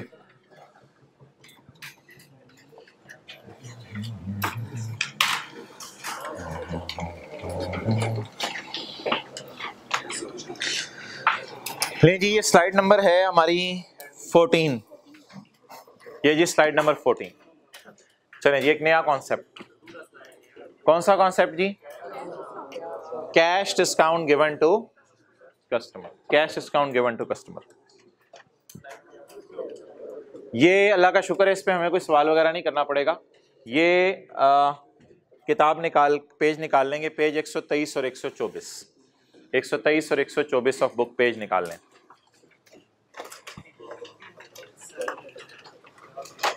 अच्छा जी, इधर देखें, मेरी दुकान है और मैं दुकान के ऊपर जो है वो मिसाल के तौर पे बेचता हूँ साइकिल। मैं साइकिल बेचता हूँ दुकान पे, मैं सेलर हूँ। आप मेरी दुकान पे आए, आपने कहा जी कितने का साइकिल लगाएंगे? मैंने कहा जी आपके लिए 15,000 का साइकिल लगा देते हैं और महीने की क्रेडिट टर्म एग्री कर लेते हैं। तो आप 15,000 रुपये महीने बाद दे जाइएगा ये साइकिल ले, महीने बाद ये 15,000 दे जाइएगा। लेकिन भाईजान अगर महीने से पहले आ गए ना, अगर महीने से पहले आ गए तो मैं आपको 1,000 रुपया छोड़ दूंगा। इसे कहते हैं कैश डिस्काउंट। महीने से पहले आ गए तो मैं आपको 1,000 रुपया छोड़ दूंगा। इट इज कॉल्ड एज बोले कैश डिस्काउंट। क्लियर? जिस वक्त मैं आपको साइकिल बेच रहा हूंगा उस वक्त मुझे नहीं पता होगा आपने महीने से पहले आना है या महीने के बाद आना है, मुझे तो नहीं पता होगा ना। तो जिस वक्त मैं साइकिल बेच रहा हूंगा मैं क्या सोचूंगा कि या अधूरी सेल बुक करूं या पूरी सेल बुक करूं। Got the point? मैंने कितने का बेचा? 15,000 का। मैंने क्या कहा है अगर महीने के अंदर अंदर आ जाओ तो कितने छोड़ दूंगा? 1,000 रुपया छोड़ दूंगा। तो फिर मुझे पता ही नहीं चल रहा अधूरा रेवेन्यू कितना है, 14,000, पूरा रेवेन्यू, लेकिन सेल के वक्त मुझे नहीं पता क्या बनना है। ठीक है जी। अब स्टैंडर्ड कहता है अंदाजे लगा लो, जैसे यहां अंदाजे लगाते हो सारे। इधर तो एक्सपीरियंस नहीं था ना, मैं कल वाले सवालों की बात कर रहा हूं। अंदाजे लगाओ हर जगह, अंदाजे लगा के सेल बुक कर लो, कोई मसला नहीं। अच्छा, अगली बात, जब आप पैसे देने आएंगे तो इसमें भी दो पॉसिबिलिटीज हैं। अगर आप आ गए महीने से पहले तो आप अधूरे पैसे लेके आएंगे, क्योंकि आप 15,000 नहीं लेके आएंगे, आप 14,000 लेके आएंगे। और अगर आप महीने के एंड पे आए या उसके भी 1-2 दिन बाद आए तो फिर मैं आपको 14,000 लूंगा, 15,000 आपसे 15,000 लूंगा, फिर मैं कितने पैसे लूंगा? पूरे। तो बता दें अगेन उसी तरह के सिनेरियोज हैं जिस तरह हमने कल किए हैं, लेकिन ये कौन सा डिस्काउंट है? Cash discount. सेल के वक्त, कल पढ़ा था सेल के वक्त और सेल रिटर्न के वक्त। आज ये नहीं है, आज क्या है? सेल के वक्त। मुझे उम्मीद होगी या तो आपसे 15 आ जाएंगे या आपसे, ये मैं सोच रहा हूंगा। और आगे ऑन रिसीट फ्रॉम डेटर, जब आप पैसे लाएंगे उस वक्त क्या होगा? या तो आप अगर महीने के अंदर आ गए तो अधूरे लाएंगे पैसे, और महीने के बाद आए तो पूरे लाएंगे। बस ठीक है, ये 1-2 मिनट लगाए इनकी एंट्रीज कर ले। 4 एंट्रीज हैं, 4 एंट्रीज देखें, पेज 123-24।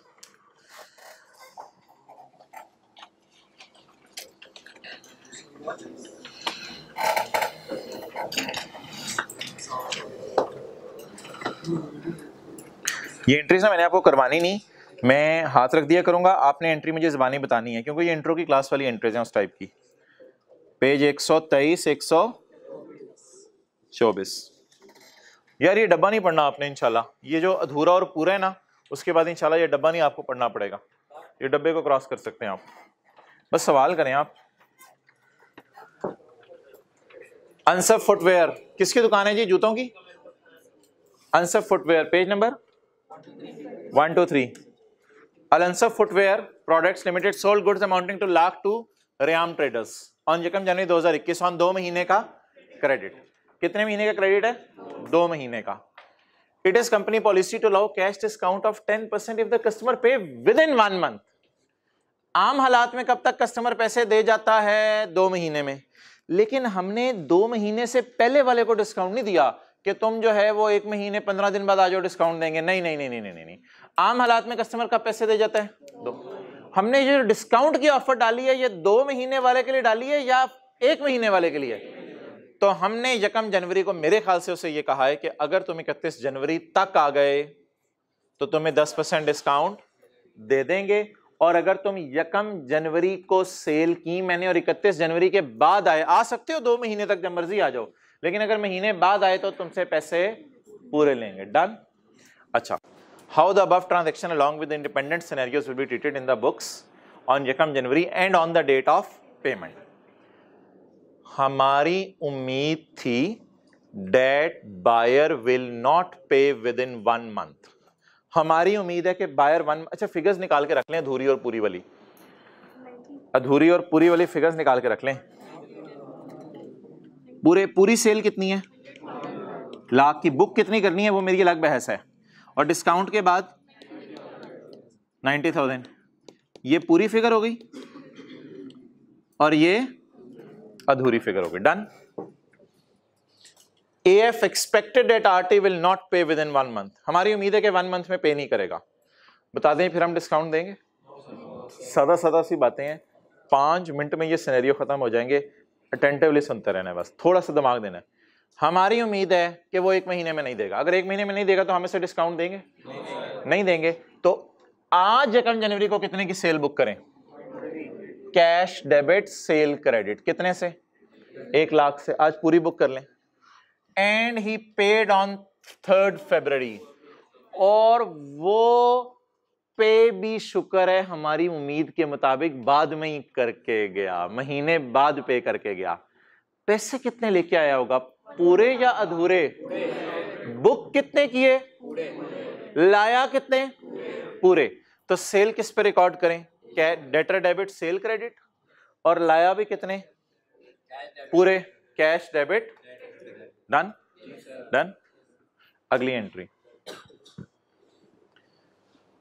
हमारी उम्मीद 1 जनवरी को कुछ और होगी, और आपको पता है बाद में हमारे साथ पता नहीं क्या हो।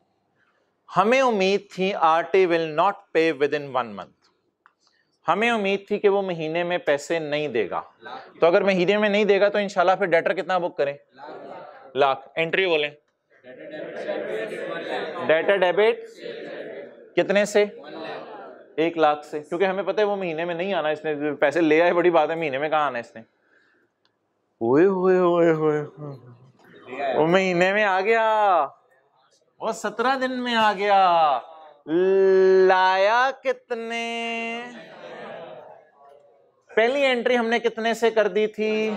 पहली एंट्री ज़बानी बताएं, पहली एंट्री बताएं क्या कर दी थी? Debtor debit sale credit lakh.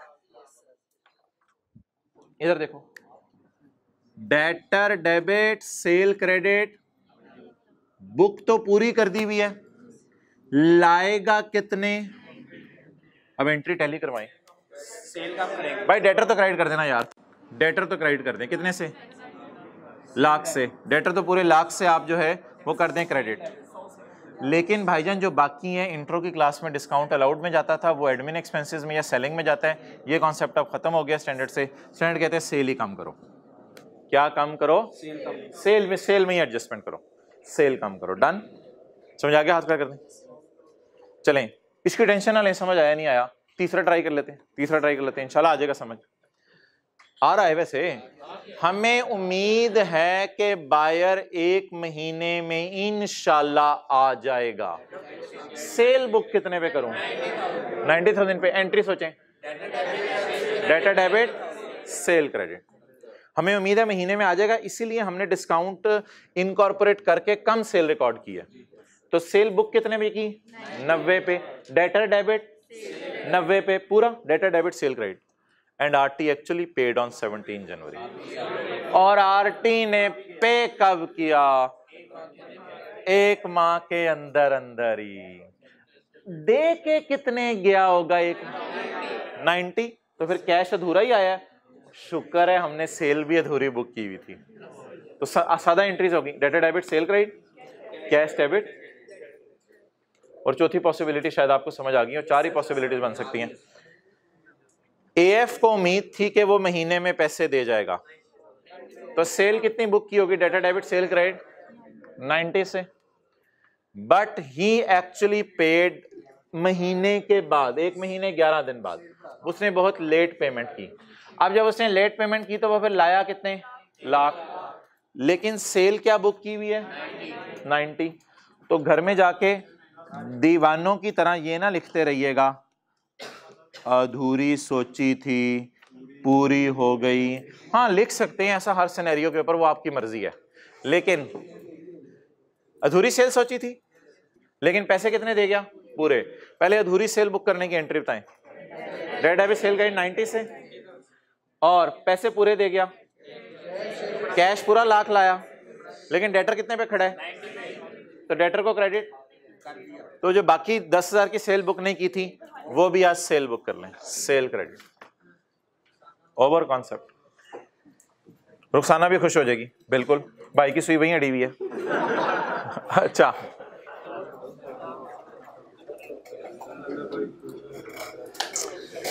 ये स्लाइड नंबर 19-14 चल रही है।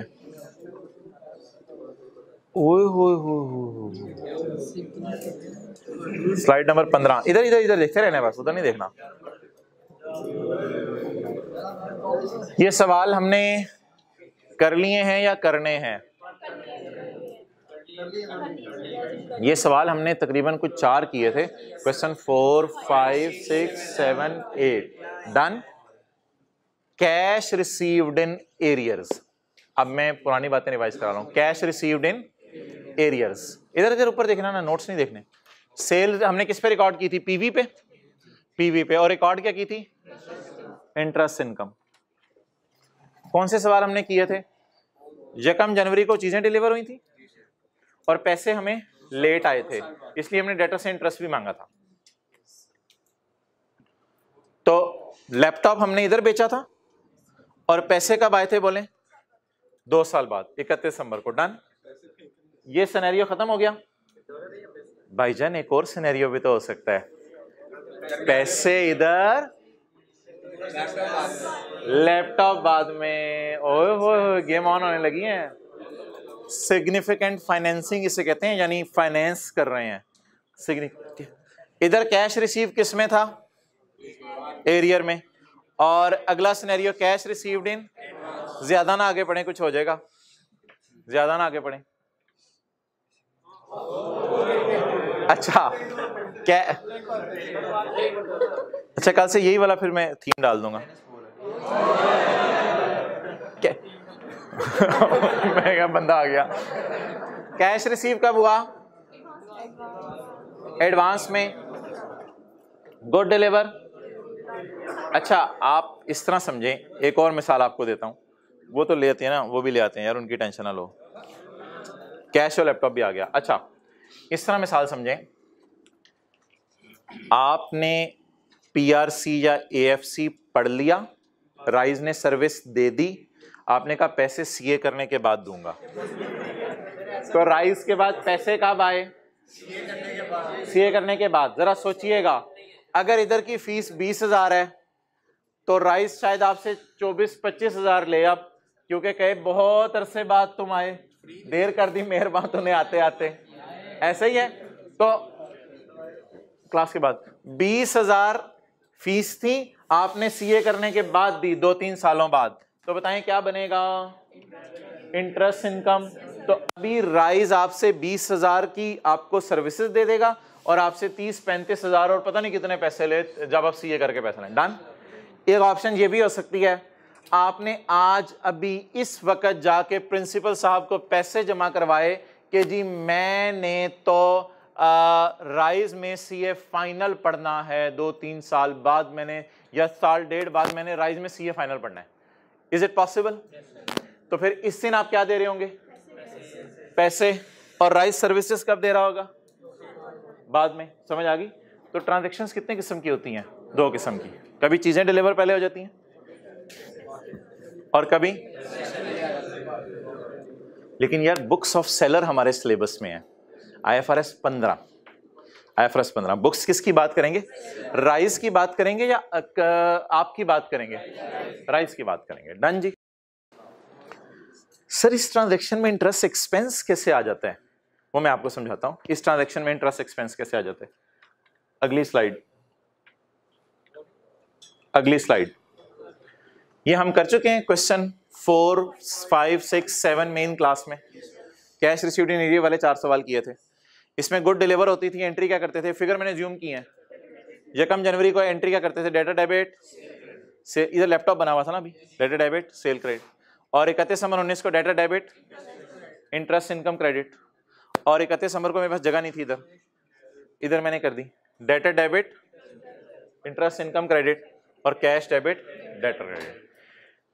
ये क्यों ऐसा हो रहा है कि 20 वाली चीज बेच के राइज आपसे 25 रुपए ले रहा है? क्योंकि आप लेट पे कर रहे हैं। तो कैश इज रिसीव्ड इन, यार इसकी एंट्रीज आपने मुझे बतानी है। ये तो नया नया नया टॉपिक है ना, इसकी एंट्री। अच्छा चले सोचते हैं। आपने राइज को जाके पैसे दिए कि यार 2 साल बाद मैंने सीए फाइनल की क्लासें पढ़नी है। राइज क्या एंट्री करे? कैश डेबिट, बोले excellent. Cash debit liability to deliver service credit, well done well done. क्या एंट्री करें जी? Cash debit liability to deliver service in future credit.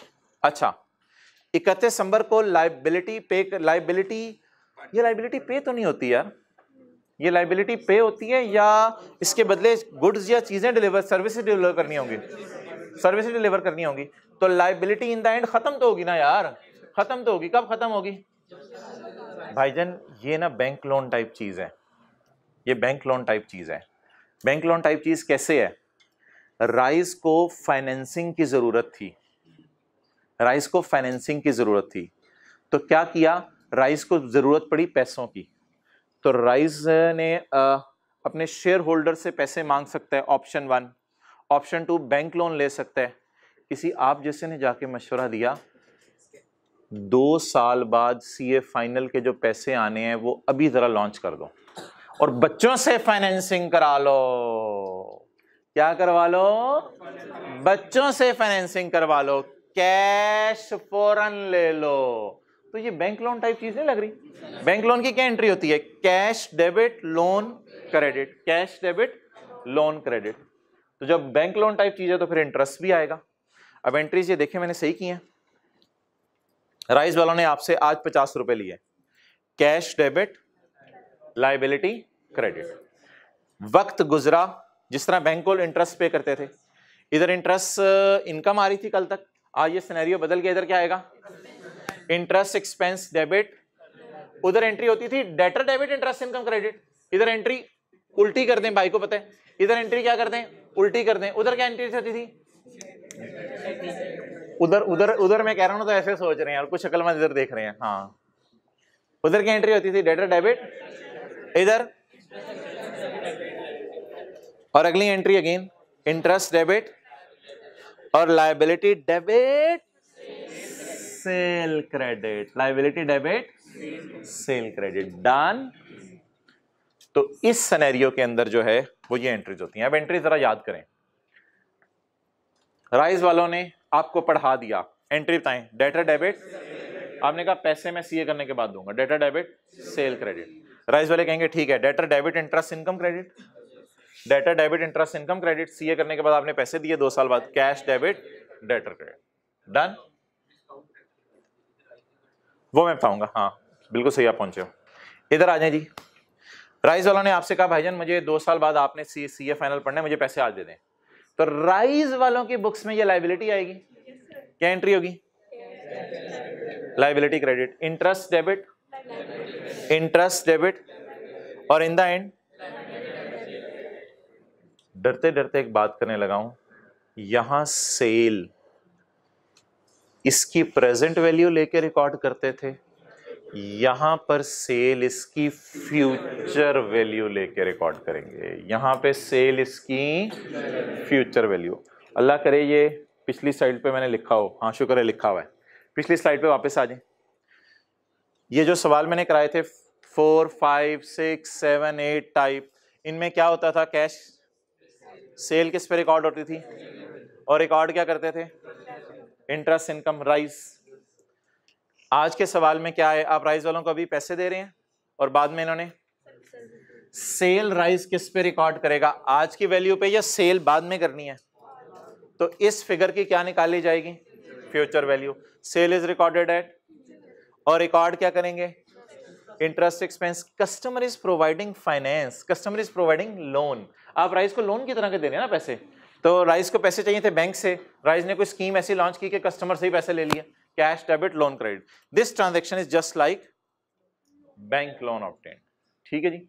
अब इसका एक सवाल कर लेते हैं, क्योंकि ऐसे हवाई बातें तो समझ नहीं आती। आज के नोट्स में आ जाए यार, आज तो जल्दी फारिग हो जाएंगे। हाँ बोलो बोलो।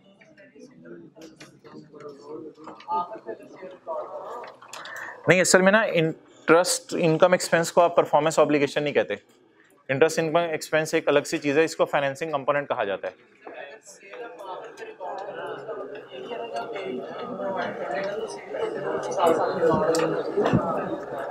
मैं आपका सवाल ले लेता हूँ, क्लास 10 में याद करना, सवाल ले लेता हूँ।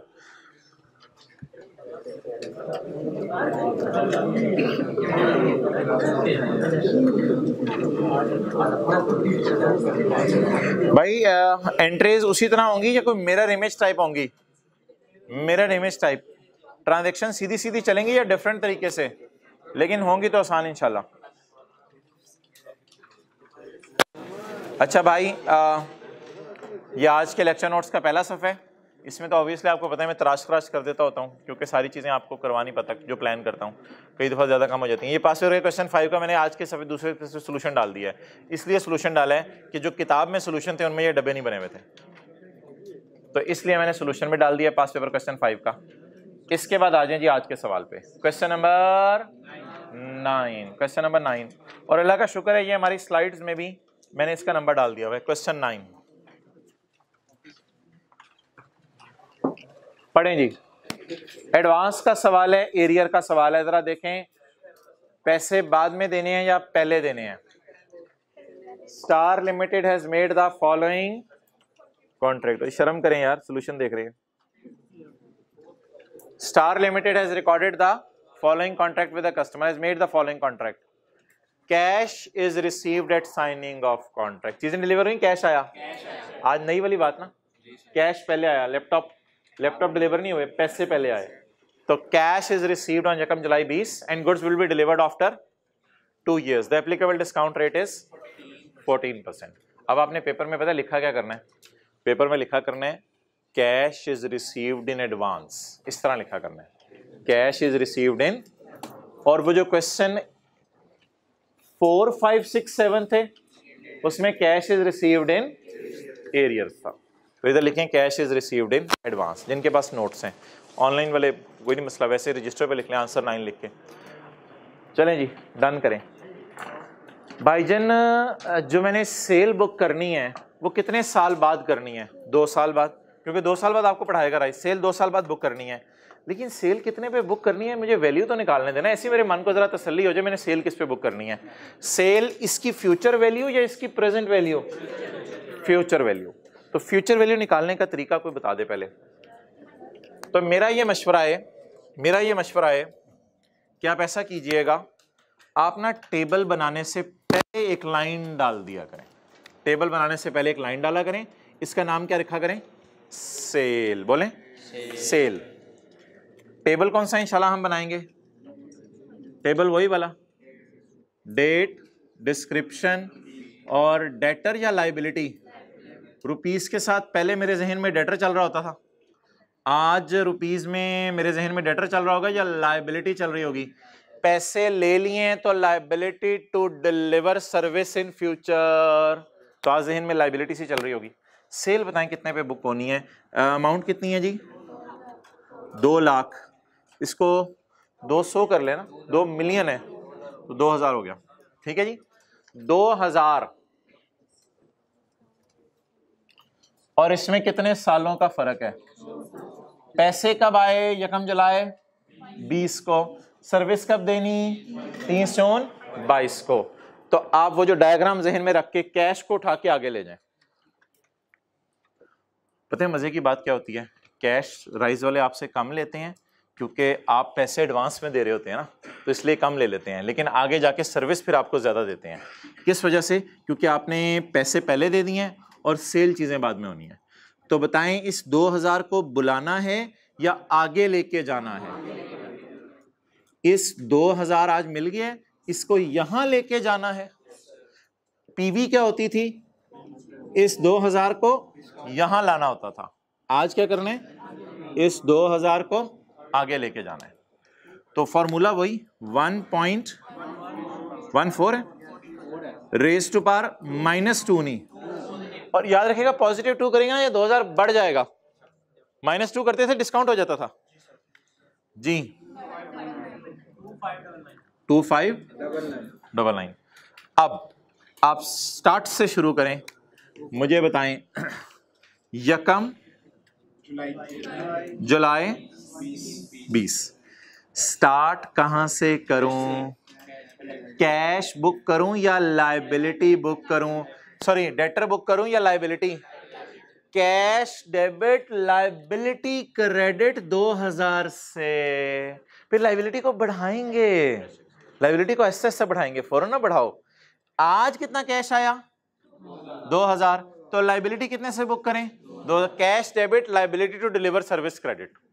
अब इसको बढ़ाना शुरू करें, क्या डेट डालूं ईयर एंड की, 30 जून 21। Interest income, interest expense, interest expense 2000 ज़रब 14%, 280।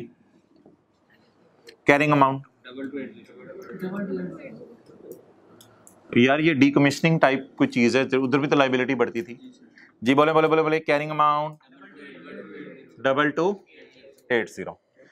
अब 30 जून 22, इंटरेस्ट एक्सपेंस 22 इंटू 14%, 319। कैश नहीं आएगा, आखिरी साल कैश नहीं आएगा। नई चीज है ना यार, भाई के मुंह से निकल गया, कोई नहीं, आपके मुंह से भी निकल सकता था। रिवाइज करें चीजें। राइस वालों को पैसे आ गए, cash debit, interest debit, interest debit. अब चीजें डिलीवर करनी है, तो ये मिसाल जहन में रखो ना, ये लैपटॉप और ये, तो कैश इधर आ जाएगा, इधर फिर कैश नहीं आएगा, इधर क्या डिलीवर होंगी, गुड्स डिलीवर होंगी। अब एक लफ्ज मैं लिखने लगा हूं, वो लफ्ज क्या लिखने लगा हूं, 30 जून 2022 को कैश आएगा या कैश ऑलरेडी आ चुका है। कैश आने की वजह से लायबल फील कर रहा हूं ना, तो 30 जून 22 को क्या लिखूं, रेवेन्यू बुक होगा। क्या बुक होगा जी, उधर कैश आता था आखिरी लाइन में, इधर क्या आया करेगा, रेवेन्यू। वैसे रेवेन्यू आपने इधर भी निकाला हुआ है, लेकिन अगर ये वाला आपने यूज नहीं करना, देखे ना यार सारे इधर रेवेन्यू इधर भी निकाला हुआ है, लेकिन अगर ये वाला आपने रेवेन्यू नहीं यूज करना, तो आप फिर ऐसा कर लें, कैरिंग अमाउंट 0 कर दें। कैरिंग अमाउंट क्या कर दें, 0, और बैलेंसिंग देख लें क्या आ रहा है, 2280 प्लस 319, इधर 0 है तो 25। लेकिन मेरा मशवरा है कि बैलेंसिंग ना निकालें, बस ये रेवेन्यू बुक कर लें, रेवेन्यू बुक कर लें। अब 1 मिनट के लिए पॉज लें, ये नोट ना करें, जनरल एंट्री ज्यादा अच्छी हैं, जनरल एंट्री से समझें। सर्विसेज की एग्जांपल मैं नहीं दे रहा, मैं गुड्स की एग्जांपल ही देता हूं। आपने जाके दुकानदार को 2000 पकड़ाए, तो दुकानदार की जेब में क्या आया, कैश। इधर दुकानदार ने क्या करनी है, चीजें डिलीवर। एंट्रीज बताएं, जब 2000 दुकानदार की जेब में आएंगे आपसे, तो दुकानदार क्या कहेगा, कैश डेबिट सेल क्रेडिट या cash debit liability to provide goods. 2000 की एंट्री बताएं, cash debit liability to provide goods credit. Liabilities पे इंटरेस्ट एक्सपेंस आता है या लायबिलिटीज पे इंटरेस्ट इनकम आती है, लायबिलिटीज पे क्या आता है, 2280 की एंट्री बताएं, interest expense debit liability credit. 319 की एंट्री बताएं, interest expense debit liability credit. इसकी एंट्री बताएं, लायबिलिटी डेबिट सेल क्रेडिट। तो आज एक काम करें, इसके साथ ऐसे करके ना एंट्रीज लिख लें, जरा मजा आएगा। लिखवाना शुरू करें, कैश डेबिट डेटर डेबिट,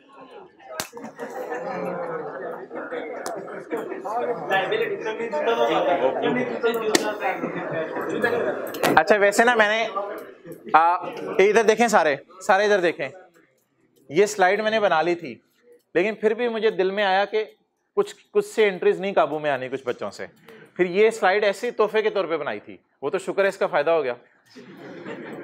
तो ये तो ऐसी मैंने एहतियातन बना दी थी कि कुछ लोगों को अगर एंट्री समझ ना आए तो ये वाली स्लाइड वो देख लेंगे। तो भाईजान कैश आ रहा है, क्या आ रहा है, कैश आ रहा है।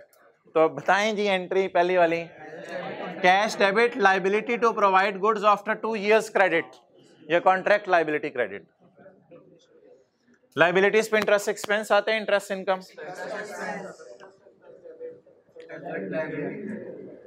कॉन्ट्रैक्ट लायबिलिटी, आगे बोलें, कॉन्ट्रैक्ट लायबिलिटी और कॉन्ट्रैक्ट लायबिलिटी डेबिट। ये डेटर वाला सिनेरियो नहीं है, ये लायबिलिटी वाला सिनेरियो।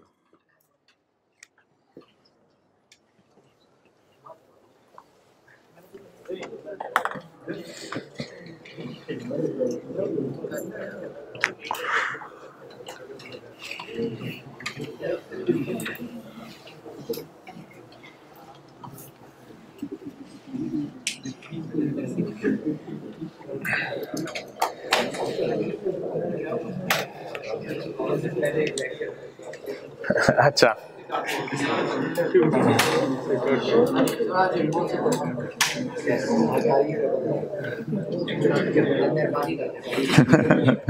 ऐसे ही कह रहे हैं, मैं पता नहीं क्या।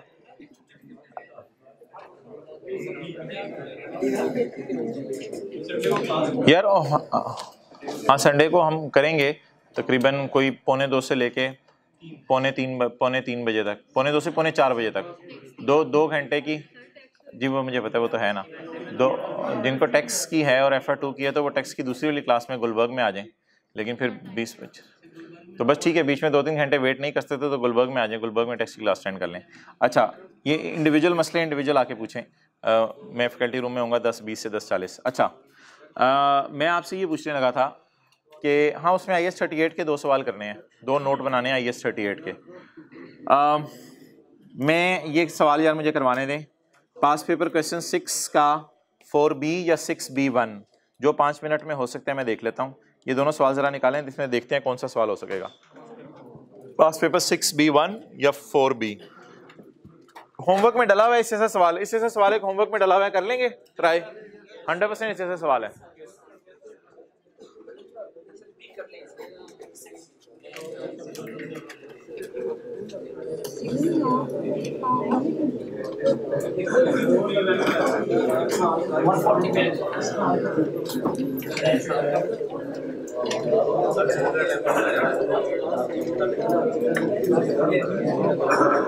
यार ये कर लो, ये मोबाइल्स वाला 4 का भी ऑन 1 अक्टूबर 2017, 1 अक्टूबर 2017 को। यार वही जहां क्वेश्चन 5 करे थे, page 139। On 1 October 2017 Galaxy telecommunication entered into a contract with a bank for selling 20 smartphones to bank staff. समझ आ गई? जैसे फिलिप्स ने राइस को बेचे थे राइस के एम्प्लॉइज के लिए बल्ब, इसी तरह गैलेक्सी टेलीकम्युनिकेशन ने कॉन्ट्रैक्ट किया बैंक के साथ जिसमें 20 मोबाइल बैंक के स्टाफ को चाहिए थे। अच्छा जी, with unlimited use of mobile network for 1 year. मुझे बताएं, अगर आप गैलेक्सी के अकाउंटेंट हैं तो आपकी कितने वादे हैं, कितनी जिम्मेदारियां आपकी? एक ये अंडरलाइन करें, supply 20 smartphones to the bank staff. With का मतलब होता है and unlimited use of mobile network for 1 year. अच्छा, अभी तक भाईजान आपको क्या पता चल गया? Are you selling? जी, कॉन्ट्रैक्ट हो गया। What are you selling? 1 product और मोर? अभी तक ये 2 बातें पता चली हैं, अगली 3 बातें अभी नहीं पता चली। तो identifying the contract with customer, identify the separate performance obligations. Contract बिल्कुल है, ऑब्लिगेशंस कितनी? 2। अब ढूंढना क्या है? आगे आगे नहीं देखना, ढूंढना क्या है? ये दोनों इकट्ठी करके कितने की बेच रहे हैं, ये ढूंढना है। और दूसरी चीज, अगर दोनों अकेली अकेली बेची जाती तो कितने की बेची जाती? ठीक है, फॉर्मेट वहां नहीं बना हुआ, बनाना पड़ेगा। द कॉन्ट्रैक्ट प्राइस पर स्मार्टफोन इज 34,650 एंड यार ये 20 स्टाफ मेंबर्स का ना एंड पे देख लेंगे, मुझे सोल्यूशन में नहीं पता। 20 को छोड़ें, मैं पहले एक मोबाइल से खेल लेता हूं, कोई मसला नहीं। द कॉन्ट्रैक्ट प्राइस पर smartphone is 34,650 and the price is payable in full within 10 days from the date of contract। जी भाईजान, 1 अक्टूबर को क्या हुआ है? अब ये डेट्स ना लिखा करें। 1 अक्टूबर को क्या हुआ? ये डेट्स आपने लिखा करनी है। द कॉन्ट्रैक्ट प्राइस पर स्मार्टफोन इज इतने and the price is payable within 10 days from the date of contract. 10 अक्टूबर को बोलें जी payment. At the end of contract the phones will not be return to GT. जाहिर बात है mobile आप बेच दिए तो वापस तो नहीं होंगे ना। The entire amount received was credited by GT to advance from customer account. भाई ये शायद कोई गलती हो गई है, इसको जरा छोड़ें, ये तो एरर है कोई। The smartphones were delivered on यकम नवंबर 17। ये बातें आज के बाद लिखा करें, बातें इंपॉर्टेंट होती जा रही हैं अब। The smartphones were delivered on यकम नवंबर। अच्छा भाईजान, अगर अकेले बेचे जाते, अगर अकेले बेचे जाते तो जीटी 18,000 का मोबाइल देते और महीने का पैकेज कितने का देता है? 1800 का। डन। ये दोनों क्या आ गई? Stand alone selling prices. लेकिन फिगर से खेलना सीखें। ये जो पैकेज है ये एनुअल है पैकेज, और ये अनलिमिटेड मोबाइल नेटवर्क ये क्या है? मंथली है। तो मैंने कहा था टोटल कॉन्ट्रैक्ट की प्राइसेस से खेला करें, मंथली से नहीं खेलना होता। तो अब बता दें जी, ये 18,000 और इसको मैंने हाईलाइट कर दिया इससे, और येलो से मैंने हाईलाइट कर दिया 34,650 को। 34,650 क्या है? Transaction price. और जिस तरह 450 थी बर्गर के केस में, 450 के तीनों दे रहे थे, अलग अलग किसी और प्राइस का दे रहे थे। करें जी, कॉलम डालें, स्टैंड अलोन प्राइस और एलोकेशन। क्या क्या दिया जा रहा है यार? मेरे ख्याल से बार बार 20 से मल्टीप्लाई करना मुश्किल होगा, एंड पे 20 से मल्टीप्लाई कर लेंगे। इतनी ज्यादा फिगर्स को बार बार 20 मोबाइल बेचे हैं ना, बार बार 20 से करना बहुत मुश्किल हो जाएगा। नेटवर्क सर्विस, और क्या है जी? नेटवर्क, जैसे गाड़ी के साथ साल की मेंटेनेंस दी थी। अच्छा जी, स्टैंड अलोन सेलिंग पेपर में क्या गिवन होगा? मैं आपको ऑलरेडी बड़ी डिटेल से बता चुका हूं, ये क्वेश्चन मार्क वाली चीजें पेपर में गिवन होंगी, ऐसा ही है। ट्रांजैक्शन प्राइस बताएं। 3,4, ये मैं एक मोबाइल की कैलकुलेशन कर रहा हूं, आपके लिए हेडिंग दे दूं मैं, 20 मोबाइल्स की एंड पे इंशाल्लाह कर लेंगे। ओके, आगे चलें जी। 18,000 का क्या है? स्मार्टफोन, और 1800 तो मंथली है, लेकिन हमारा पैकेज कितने अरसे का है? 2139 कैलकुलेटर पकड़ें। 34,650 divide by 39,600 multiply 18,000, 15,750 18,900। Yes sir. सारे इधर देखें, इधर इधर इधर इधर इधर। चावल पानी में डाल दिए हैं, चिकन भी धुल चुका है। अब सवाल से पूछते हैं पुलाव बनाना है, बिरयानी बनानी है, या दोनों अलग अलग बनाने हैं? सवाल से पूछ लेते हैं, ठीक है जी? बता दें बता दें बता दें बता दें। सारा डेटा अवेलेबल हो गया ना अब तो? सब्जियां कट गई, सब कुछ हो गया। तो फ्राइड राइस बनाने हो शायद, और ये डेटें भी हमने लिख ली। अब पता चले सवाल ने कुछ और पूछा, हम कुछ और, हम जनरल एंट्रीज करने बैठ जाए, सवाल ने कहा डिस्कस करो। सवाल की रिक्वायरमेंट, प्रिपेयर द, यार एडजस्टिंग एंट्री जब लसाया करेगा ना तो अकाउंटेंट ने भी कोई कर ली होगी, तो वो जो मैंने काटी हुई है लाइन वो फिर मैं बाद में पढ़ लूंगा अकाउंटेंट ने क्या एंट्री की है। Prepare adjusting entries for the year ended 31 December 2017 in accordance with IFRS 15। अच्छा जी भाईजान,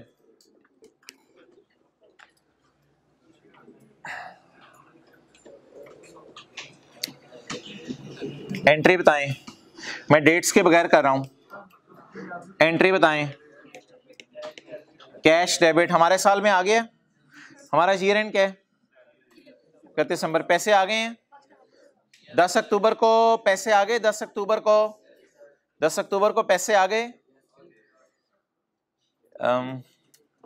यार वो सवाल वाले ने ना इतनी डिटेल में गया नहीं, अगर आपकी इजाजत हो मैं थोड़ी जरा डिटेल में चला जाऊं, ऐसी थोड़ी 2-3 मिनट लग जाएंगे, थोड़ा डिटेल में, ऐसी सवाल वाला डिटेल में गया नहीं, मैं थोड़ी डिटेल में चला जाऊं। अच्छा यकम अक्टूबर को पैसे आए हैं 10 अक्टूबर को, और डिलीवरी कब हुई 1 नवंबर को, तो 10 अक्टूबर को तो ना रेवेन्यू बुक होना चाहिए मोबाइल का, ना रेवेन्यू बुक होना चाहिए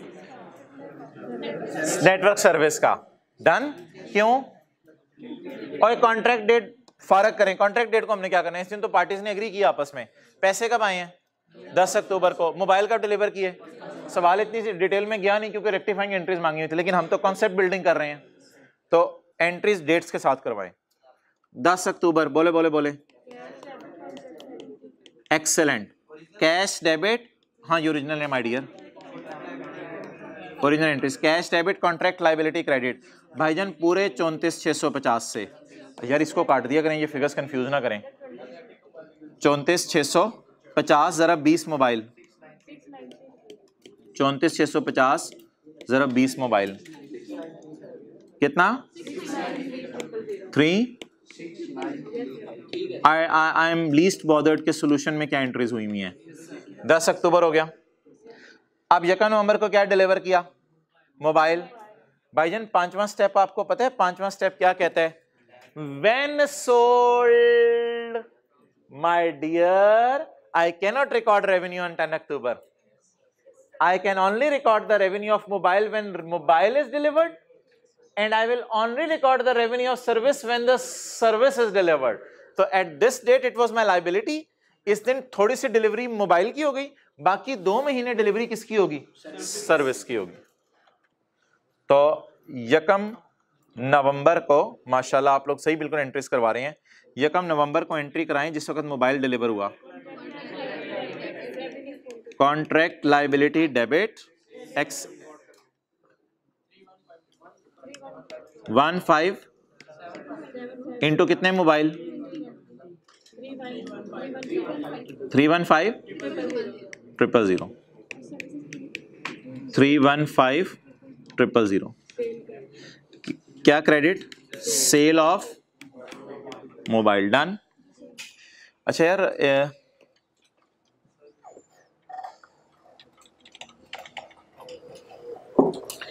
record the revenue as and when entity perform the obligation। Services का कितने महीने का रेवेन्यू बुक कर लें, 2 महीने का बुक कर लें, क्या डेट डाल के 31 दिसंबर। बोलें जी, कॉन्ट्रैक्ट लायबिलिटी डेबिट और रेवेन्यू किसका, सर्विसेज का। सर्विसेज का एक मोबाइल का रेवेन्यू कितने 18,900, लेकिन ये साल का है या पूरे महीने का है, साल का है। तो हिम्मत बिल्कुल ये फिगर इंशाल्लाह सही निकलवाएंगे आप। एक मोबाइल का कितना रेवेन्यू है 18,900, लेकिन मुझे कितने मोबाइल का चाहिए,